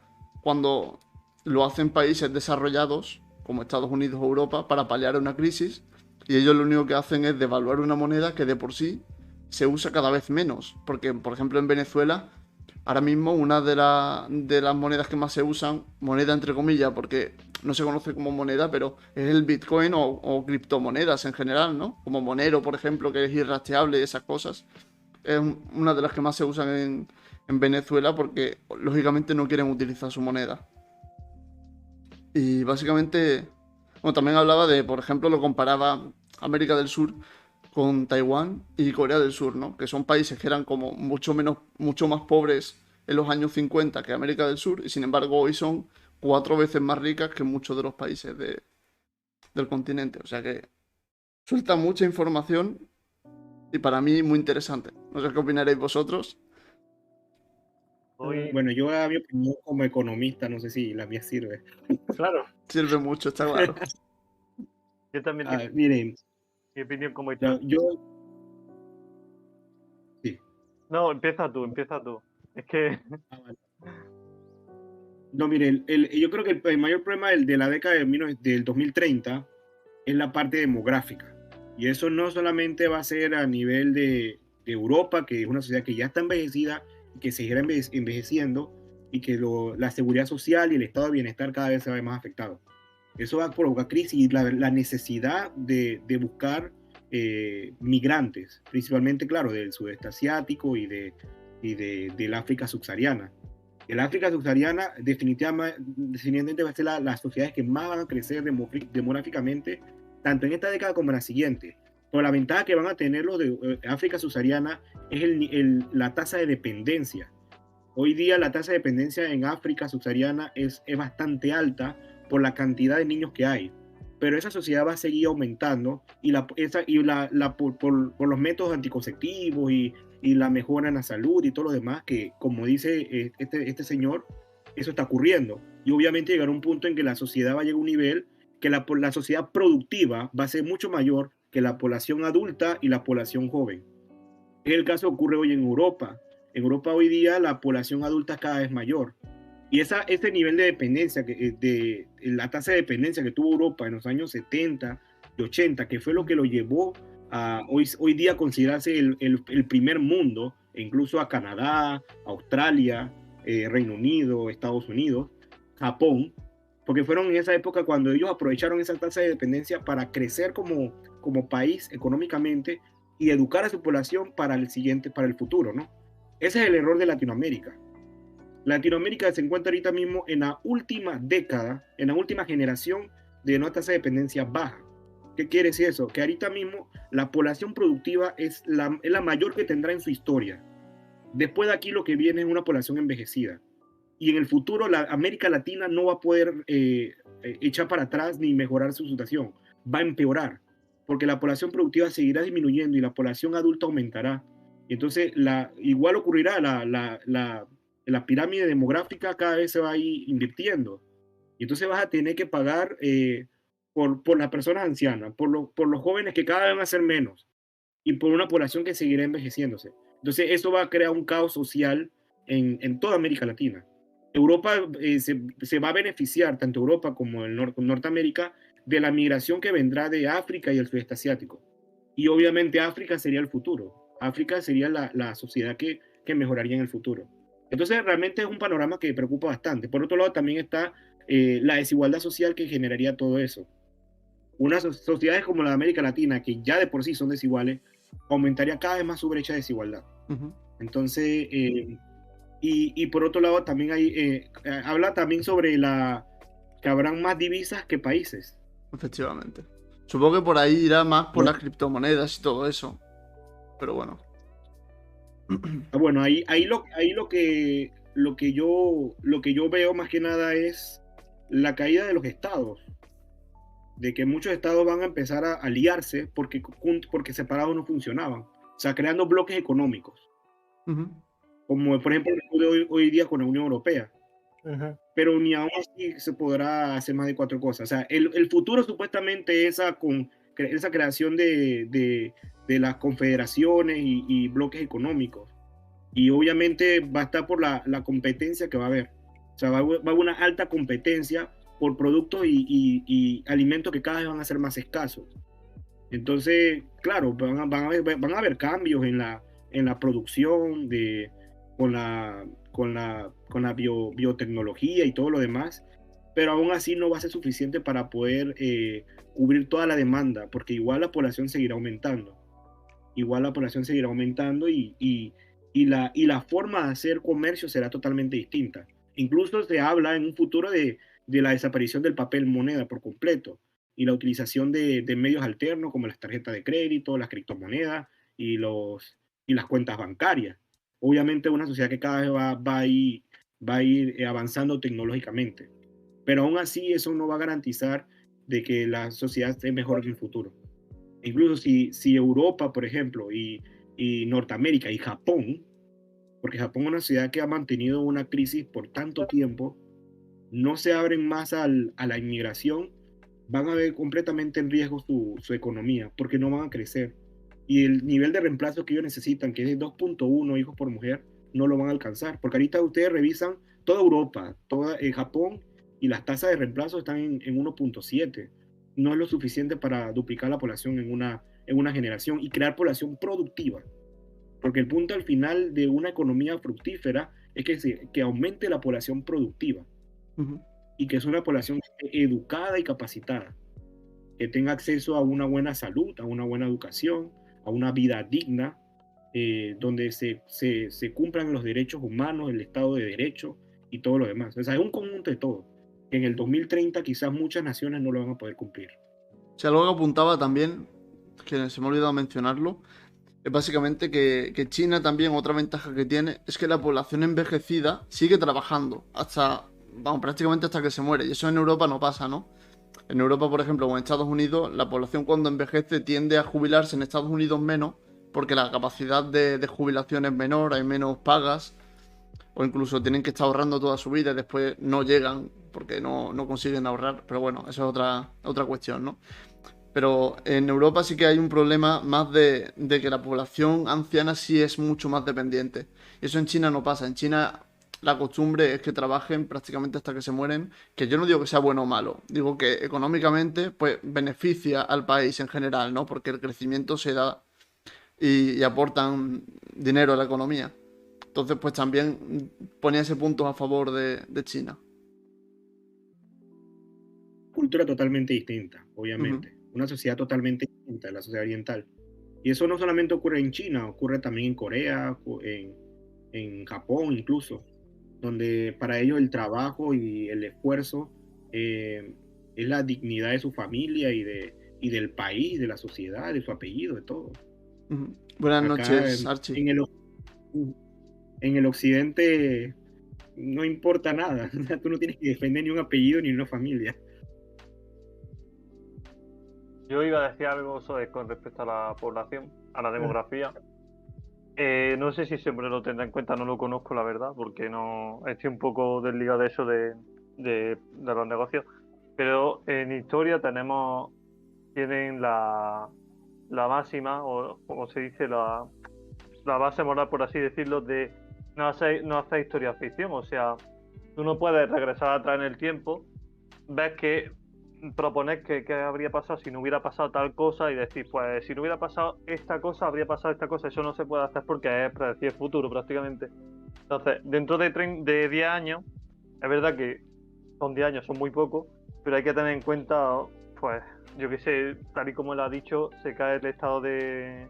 empieza el estado de bienestar empieza a caer, y eso provoca malestar, y eso provoca levantamientos populares, guerras. Luego hay que contar pandemias, como la que ha pasado, que no va a ser la única, hay que contar desastres naturales. Una guerra, a esta altura, podría provocar que la mitad de la población mundial se fuera a la mierda, directamente. Entonces, no sé si estará de acuerdo conmigo, Anthony, pero yo creo que de aquí a 10 años, no, espero que no, pero una guerra podría acabar con ese problema de la población que hay. Si no acaba con ese problema de la población que hay, yo he llegado a estudiar que en 20 años, 25 o así, la población podría llegar a 15.000 millones de personas. Eso es insostenible para el planeta Tierra. No pasaríamos hambre directamente, porque es que no hay recursos para alimentarnos a todos. Entonces, hablar de dentro de 10 años lo que va a pasar, yo creo que es un poco peregrino. Hablar dentro de un año, lo que puede pasar dentro de un año, 2, 3, como mucho 4, 5, sí, pero dentro de 10 años no sabemos lo que va a pasar. Porque en 2010, ¿quién le iba a decir a la gente que iba a haber una pandemia, que íbamos a estar encerrados y que no íbamos a poder salir? Pues en 2030 nos podemos ver, no quiero decir la Tercera Guerra Mundial, pero con una guerra bastante fuerte. Y eso lo llevo diciendo yo, mira, lo decían los viejecillos con lo que yo hablaba antes, como he dicho en la plazoleta, lo decían ellos y los historiadores lo dicen, que en cualquier momento en el siglo XXI va a haber una guerra y que nos va a dejar a todos temblando. Entonces, es decir, dentro de 10 años va a pasar esto. Es verdad que si sigue estable, va a pasar. Si la cosa sigue estable, va a pasar, porque es que el rumbo que está tomando, o a lo mejor hay un boom tecnológico y evolucionamos mucho más de lo que se está diciendo. Pero decir que va a pasar 100%, eso no puede ser, no se puede saber. Hombre, yo creo que nadie lo dice al 100%, ¿no? Pero sí que es una tendencia que se puede seguir. Está claro que si ocurre una guerra y entra encima armas nucleares, pues entonces nos vamos a la mierda, es que no hay más remedio. Pero claro, también hablando un poco de Hans Rosling, que es una persona que, bueno, una persona que ha vivido mucho tiempo en África y que lo conoce bien. Él en su libro, en uno de sus libros, dice que habla básicamente de que cuando lleguemos a 11.000 millones de personas es muy difícil que atravesemos esa brecha. O sea, es muy difícil que seamos más personas y de hecho incluso puede que haya algo de regresión. Porque llega un momento en el que cuando todo el mundo se desarrolla, adquieren las costumbres, la cultura y las necesidades de esa sociedad, ¿no? Llega un momento en el que no puede crecer más una sociedad porque las personas no pueden tener varios hijos. O sea, eso es lo que va a pasar en África, que ahora mismo tienen muchos más hijos, pero acabará pasando lo mismo que en Europa, que cambiará la sociedad, cambiará la demografía y no podrán sostener a familias tan grandes porque básicamente cada vez la vida será más cara para ellos, ¿no? Podrán vivir más cómodamente, pero también será la vida más cara. Entonces, la demografía realmente, a ver, sí, 11.000 millones es mucha gente, pero el problema no va a ser tan problemático, ¿no? Dentro de lo que cabe. Pues sí, el problema de los recursos que se acaben, pues al final sí, ¿no? Porque, yo que sé, el oro es finito, la plata es finita, todos los recursos minerales son finitos. La energía pues requiere de una serie de factores que se cumplan, ¿no? Al final la energía solar pues necesita que el sol esté ahí, ¿no? Que la atmósfera cumpla unos requisitos, que el nivel del mar no suba a un determinado nivel, que el calentamiento global pues se mantenga en unos límites. Hay muchos factores, obviamente. Pero bueno, que eso, simplemente quería que al final no vamos a crecer indefinidamente. Va a haber un momento en el que incluso decrezca la población mundial y no se tiene que ver como algo malo. Hay un modelo matemático que explica el crecimiento de la población y el modelo funciona de tal forma, un modelo potencial que crece y llega un punto en que la misma curva se va aplanando. Y ese modelo regresivo se utiliza en todas las proyecciones, en todos lados. O sea, claro, siempre el modelo se ajusta en base a la sociedad que estamos, al país, a la situación, a todo, pero casi siempre tiene el mismo comportamiento. Y es cierto, para el año 2050 la población ya tiene que empezar a disminuir. Por ejemplo, ya en Europa la sociedad completamente se habrá disminuido a 2/3 partes. En África seguirá creciendo, pero ya es un punto de inflexión donde no aumentará tanto y cada vez disminuirá más, perdón. Ahora, la otra parte, lo que hablan sobre la guerra, claro que eso es evidente y eso va a ocurrir. Y claro que va a ocurrir por el hecho de la sociedad en la que estamos viviendo. Una sociedad que es cada vez más consumista. O sea, llega un punto en que no va a alcanzar para suplir a todos si seguimos con las mismas costumbres y los mismos niveles de gasto, de mal gasto, mejor dicho. O sea, ¿cuántos planetas necesita Estados Unidos para mantener a su población? ¿Cuántos planetas necesita Alemania? Y en comparación, ¿cuántos planetas necesita India para alimentar a su población? Entonces, cada año esa situación aumenta más y aumenta más por las políticas, no las políticas, las costumbres, la cultura de estos países que cada vez se vuelven más consumistas. Y creo que de ahí va a partir eso, pero lamentablemente eso no lo van a cambiar, porque es una sociedad de mercado que satisface a un comercio cada vez más consumista y basado en un marketing de cómpralo todo porque no lo necesitas, pero igual cómpralo. Entonces, obviamente, ahí donde va a ocurrir ese punto donde el agua se va a acabar, porque ya hoy día hay ciudades donde el agua se acaba y hay sequía total. Creo que en Sudáfrica hubo una época, creo que fue en Ciudad del Cabo o Johannesburgo, no sé, donde no había agua. Y se dijo, a partir de hoy no hay agua, y hubo un punto en que empezaron a racionalizar el agua por día, porque la ciudad se quedó completamente en sequía, no tenían agua. Y eso va a empezar a ocurrir en todos lados. O sea, las fuentes de agua no son infinitas, se van a acabar. La alimentación, si no es que crean, la biotecnología avanza más allá en 2030, va a ser un completo desastre. Ya ni siquiera es el petróleo. Porque claro, las nuevas tecnologías están haciendo carros cada vez más sofisticados, donde necesitan energía solar o electricidad y van a funcionar bien. Pero el problema va a ser la alimentación, el problema va a ser las desigualdades sociales, donde van a haber más pobres que ricos. Y obviamente eso hace que el sistema tiemble y la gente pelee y luche. Entonces, eso es lo que creo que hay que ver. Ocurrió en Chile. Chile durante mucho tiempo que le llamaban el gran modelo, el hijo favorito del neoliberalismo, ¿no? Y claro, un sistema donde todo era privado, donde ellos tenían que pagar más de la cuenta y se desestabilizó. Porque llegó un punto en que la gente ya estaba ahogada y no soportó más. Entonces, hablan de una clase media, creo que él lo menciona en su libro, de una clase media que cada vez va a desaparecer. Creo que lo dice así, ¿no? Sí, sí. Y es por eso, porque llegará un punto en que o eres rico o eres pobre. O pagas las cosas de rico o vives como pobre. Y ese es el error de la gran mentira de la clase media, pues. De que al final la clase media es como, no quiero sentirme pobre, pero tampoco soy rico.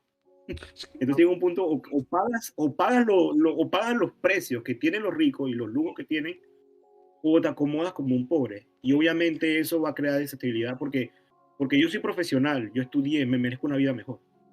Y creo que todos nos merecemos una vida mejor. Y obviamente eso provoca discordia, ¿no? Y al final va a ser una sola voz social que al final va a acabar con los estados nacionales, ¿no? Es que esas desigualdades, exacto, la lucha de clase y al final a tomar por culo. O sea, los pobres contra los ricos y ya está. Y vamos a pelearnos entre todos por la escasez de recursos. ¿Y en qué punto? Pues no se sabe. A lo mejor avanzamos a 2030, como dice Hans, o en 2030 ya estamos reventado todo por donde tiene que reventar. No se sabe. Yo creo que vamos a esperar después del 2030. No, Hans no dice eso. Hans es un autor que he mencionado yo, pero el que hablaba antes es Mauro Guillén, se llama Mauro. Pero es que Mauro lo ve ve un panorama un poco más futuro, más positivo. Yo estaba viendo el libro, lo estaba viendo en Amazon, quiero comprarlo ya para leerlo, porque me parece interesante lo que él dice. Sí, yo también, la verdad es que me lo he apuntado, de hecho. O sea, nada más mirarlo, mientras me lo estaba estudiando todo, me lo apunté. Y de hecho, eh, es como, bueno, se habla mucho en estos libros, como el de Hans Rosling, que también habla del futuro, ¿no? Y Mauro Guillén, pues en este caso también habla del futuro. Y tienen unas posturas más o menos similares, ¿no? Un poco como también explicabas tú. Porque al final creo que muchos de los economistas o las personas que conocen demografía también dirigen un poco las pautas hacia el mismo camino, ¿no? Porque Hans Rosling no hablan de economía, pero sí habla mucho de demografía. Una persona que sí sabe mucho de demografía. Entonces, sí se habla hasta este punto en el que va a llegar como se desarrolla África, inmigrantes ocupan la clase media en Europa, pero no se sabe qué va a pasar a partir de ahí, ¿no? Porque en algún momento está claro que se acabará la clase media, pero ya no se puede como teorizar acerca de ello, porque a lo mejor para ese momento ya se ha inventado o ha cambiado la política de tal manera que se regule esta clase media, ¿no? Que dejará de existir. Y que con suerte, pues, esperemos que pase, ¿no? Pero, claro, es que cuando los leo, por ejemplo, te das cuenta de eso, ¿no? De que ya no llegan a decir nunca que vaya a dejar de existir la clase media, porque realmente no pueden saber. Pero sí creen que Europa, por ejemplo, no va a reaccionar antes de que se le desaparezca su propia clase media y tenga que ser reemplazada por inmigrantes, porque no hay más remedio. No tenemos población que trabaje. Y básicamente Bueno, esa eso es era lo que mi ocurre acá. aportación. O sea, eso lo ocurre en mi país. Mi país es un país tan pequeño y tiene muy poca gente que al final tiene que buscar gente afuera para trabajar. Ujú. Y quizás eso es lo que haga que le da un poquito de empuje a la economía. Pero al final, una cosa que decimos mucho los economistas, bueno, los economistas de acá de mi facultad, ¿no? Ellos llaman a la clase media, nosotros llamamos a la clase media pobres con capacidad de endeudamiento. Es una verdad. O Totalmente. sea, esa clase media, ese pobre con que se puede endeudar, es el que puede pagar la hipoteca, el que paga los impuestos, el que paga el IVA, el que paga el carrito con cuota y cuota y cuota y cuotita y así, ¿no? Pero al final sigue viviendo el día a día, que al Claro. final es lo que es un pobre, ¿no? De hecho, en Estados Unidos, hace poco, bueno, vi un documental que hablaba sobre la seguridad social en Estados Unidos, ¿no? Que básicamente allí la seguridad social es básicamente la hucha de las pensiones. No hay más seguridad social que esa. Y hablaba de que los ricos aportaban hasta 136.000 no sé cuántos dólares. Y claro, había gente que eso lo rellenaba en un día, en 2 días y en una semana, ¿no? Y el resto del año ya no tributaba, prácticamente. Y me hizo mucha gracia porque al final como que tienen muchos problemas para mantener a la gente que se jubila, pero claro, al final le estamos diciendo que una persona que gana a lo mejor 50, 60, 70 millones al año no llega ni al 0,01% lo que aporta a la economía. Entonces, como que sí, que se fomenta mucho esta diferencia de, sí, de nivel económico. Y además que son personas que, bueno, cuando se jubilen, pues se pueden jubilar a los 20 años si quieren y ya no tienen mayor preocupación. Bueno, es que al final esa clase media para mí es como la burguesía de la Revolución Francesa. Así que cuidado, pues, que se repite la historia. Yo también lo veo por ahí. ¿Viste? Que el historiador me hace caso. Es que no se puede decir que la historia se repita lo que es revoluciones, estabilidad, revoluciones, guerras, estabilidad, va continuamente repitiéndose. Entonces por ahí sí.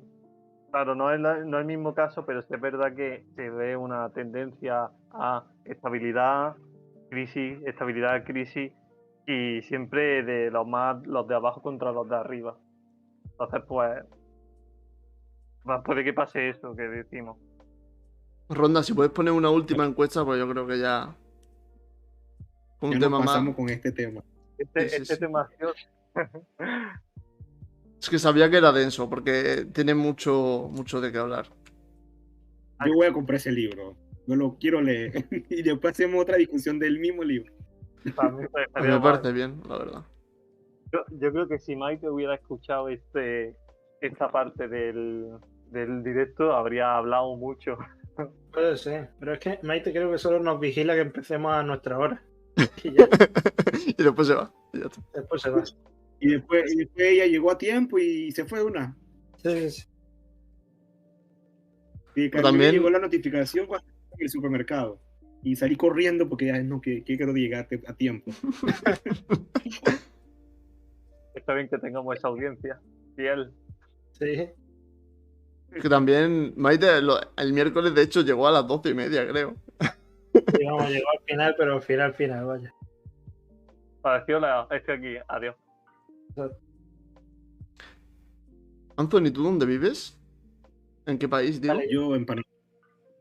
Ah, en Panamá. ¿Y qué hora es allí? Ahorita son las 5:15 de la tarde. Son las 5:15 de la tarde. No me había dado cuenta. Se pasa el tiempo.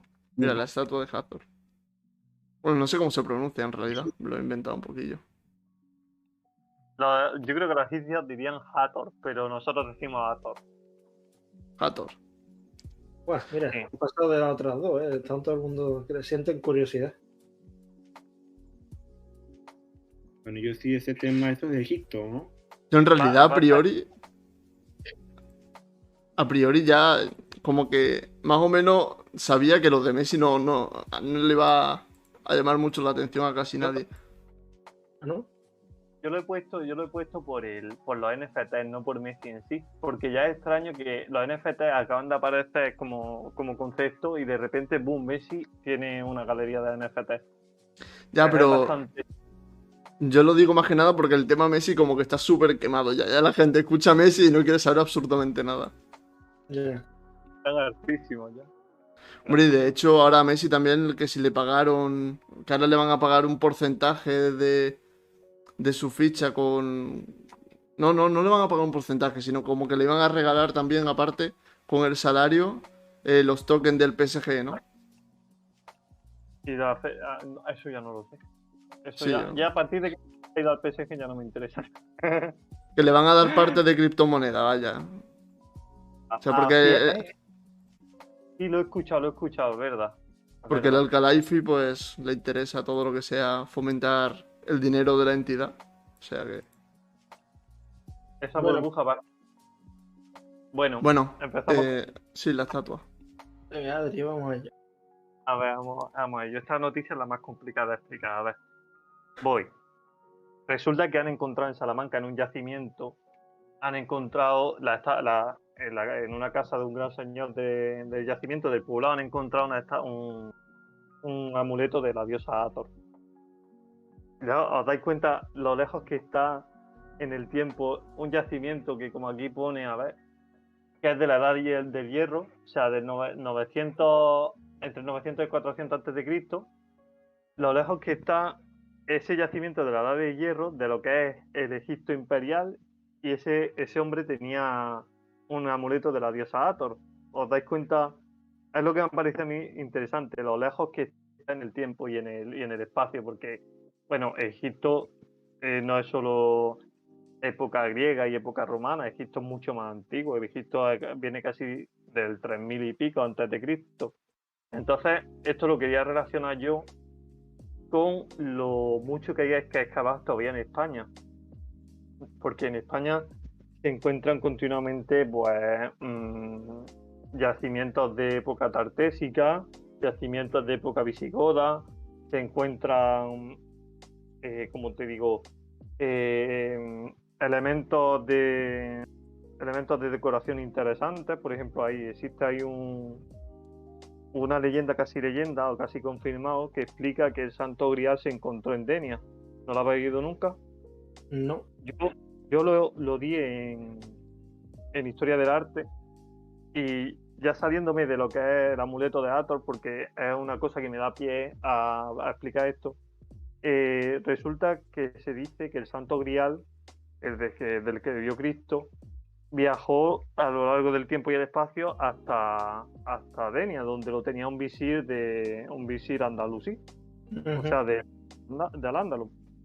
¿Cómo se comprueba que este hombre tenía el Santo Grial de verdad? Que se llama, ¿cómo se llama? Se le da el nombre al Santo Grial este que digo yo. Un momento, lo voy a buscar.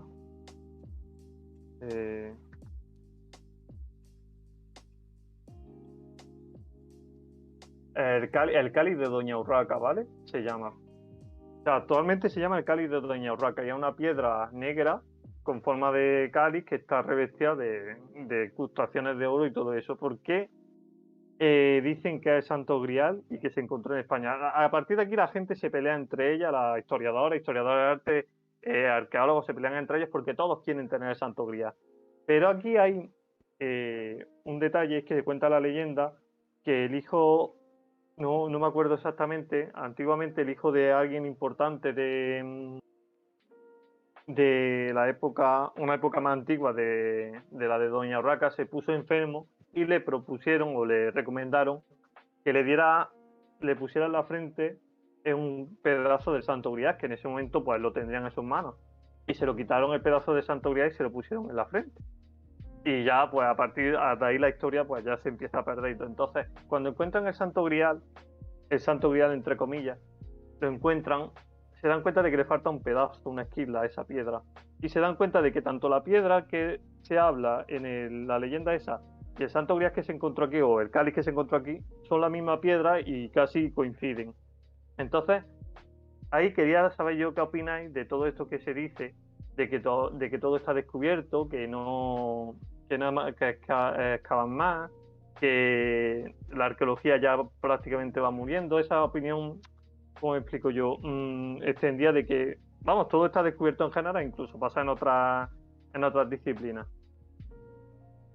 A mí lo que me parece es que a medida que pasan los años, a medida que pasa el tiempo, es más difícil que se encuentre algo que realmente sea contrastable o que incluso esté en el buen estado necesario como para demostrar de alguna manera que se refiere a lo que históricamente entendemos, ¿no? O sea, ahora mismo, bueno, yo casi lo llamaría como la leyenda del Santo Grial, está tan deformada muchas veces y hay tantas posibles opciones de que sea algo que actualmente que casi se le puede atribuir a muchas cosas fíjate, simplemente por el hecho de que le falte un cacho un trocito de esa copa y se le atribuye inmediatamente ya al Santo Grial, ¿no?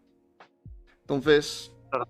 depende un poco de qué, ¿no? Porque, por ejemplo, yo el Santo Grial no creo que se encuentre nunca y si se encuentra o se ha encontrado, nunca lo sabremos. Solo se puede montar rumores acerca de ellos o incluso leyendas. Porque al final el Santo Grial está montado a través de leyendas y tal.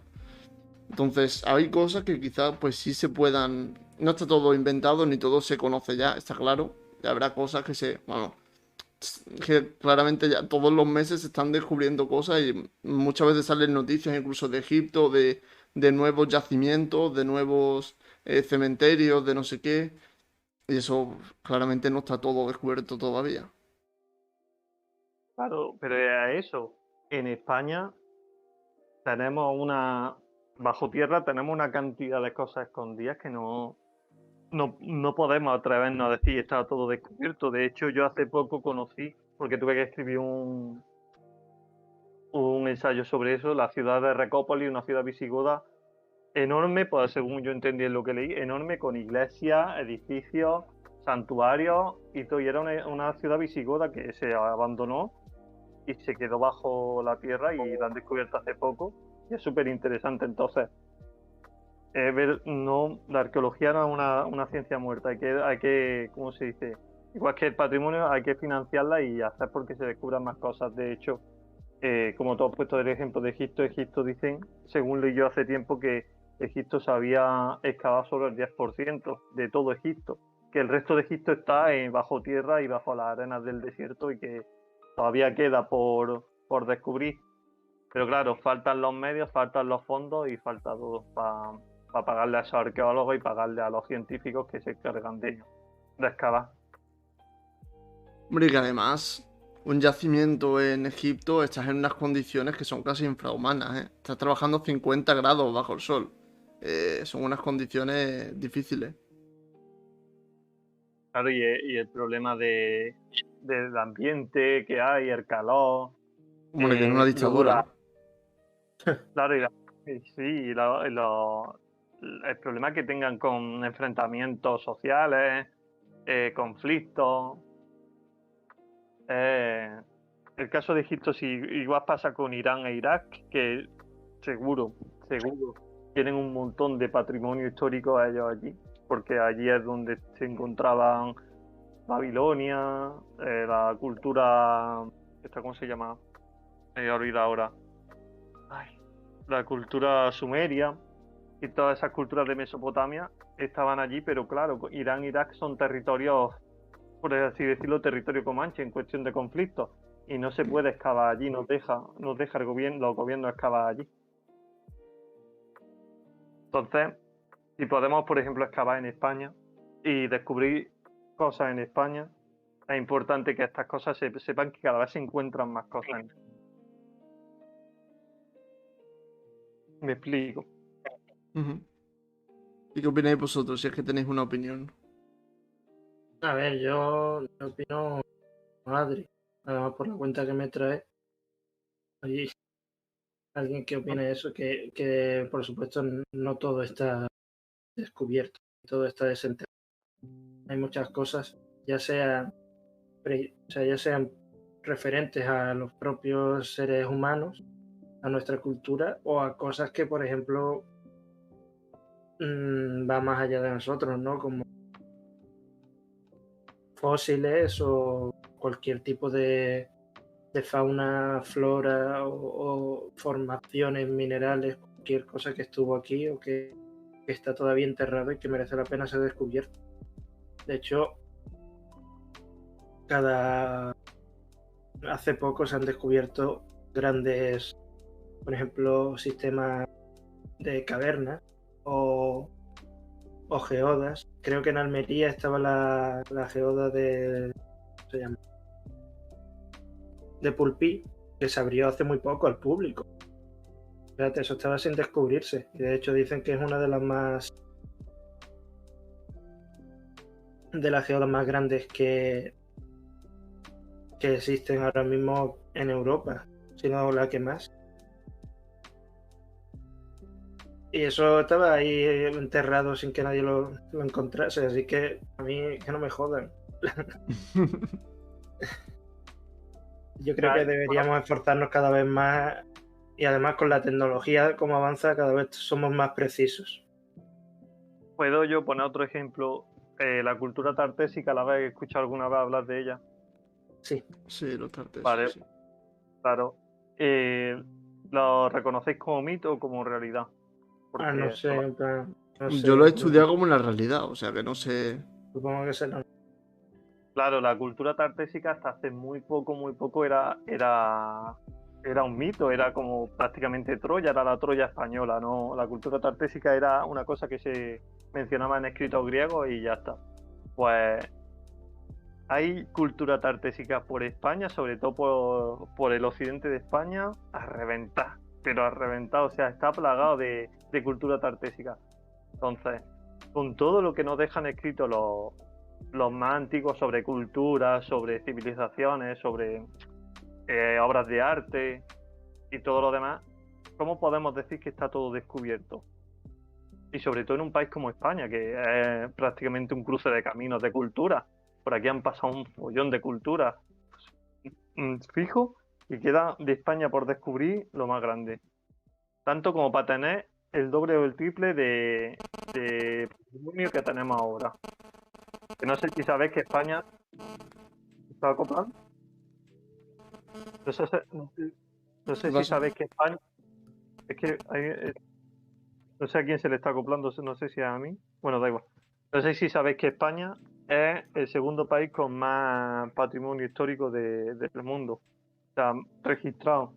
Uh-huh. Imaginaros si excavamos más.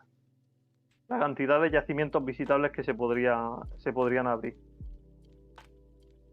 Es enorme eso. Pues sí. Ahí dice Gala Secreta que en la zona costera hay muchos yacimientos que están sumergidos. Sí, Sí. Sí, es muy, muy normal y muy frecuente también. Y están todo el rato haciendo prospecciones con sonar, mirando debajo del agua a ver lo que hay. A veces incluso se encuentran formaciones rocosas, que esto lo sabrá Jorge. Se encuentran formaciones rocosas que se creen que son edificios y se ilusionan, y luego vienen los geólogos y dicen, no, no, son formaciones rocosas, y se desilusionan. qué lástima. Creo Bueno, que a mí a quien se la acopla. Y dejarlo quieto. Ya está. No sé. Es que nosotros, yo por lo menos no escucho nada raro, vaya. yo escucho Vale. algo, pero Es como una interferencia, como si antes cuando se hacía la llamada y uno tenía cerca un micrófono, Sí, se sí. escuchaba como segundos antes, se escuchaba la interferencia. Es como la estática o algo así. No sé. ¿Sigue escuchando ahora o no? no, ya no. Ahora mismo no. Ah, pues Es sería como por mi cuando estás móvil, cerca de seguramente. Ajá, el celular cuando está cerca de algún micrófono o algo así. Sí, puede ser. Vale, pues era eso. Porque he cogido yo el móvil precisamente. O sea que sí, habré sido yo. Pues nada, ya Ujú. vamos terminando. Sí, creo que además no ha salido redondo, ¿no? Sí, Han empiezo hablando quedado, yo y acabo. han quedado 2 temitas por ahí, pero vamos. Otro día cuando volvamos con este formato, lo ¿Qué ha podemos pasado? sacar o No sé. elegir otro. Tomás se ha pasa? quedado pillado. ¿Me escucháis o no?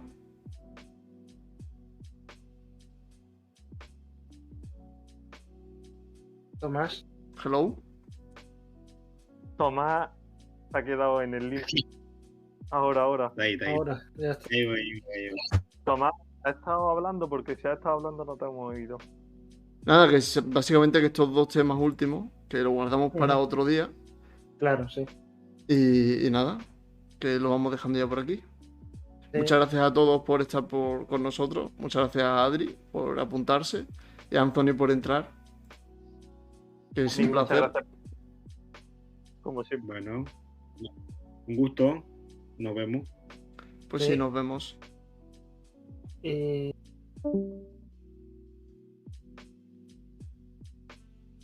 ¿Quieres decir tú algo, Jorge? O... nada, que... Ah, bueno, eso, que muchas gracias por estar con nosotros y que lo de siempre, que si no nos seguís, que nos sigáis, que tenemos nuestros directos. Hace poco hemos subido otro directo nuestro a YouTube en el que hablamos de la inteligencia artificial, si os interesa.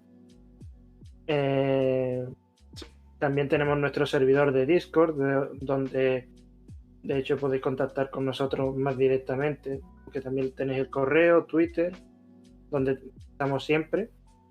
Hombre, que el vídeo de lo hecho, hicimos con 2 personas que además saben mucho sí. del tema. Adri y Nico, o sea, Adri no, perdón. Adri, no, Agus. Agus y Nico, perdón.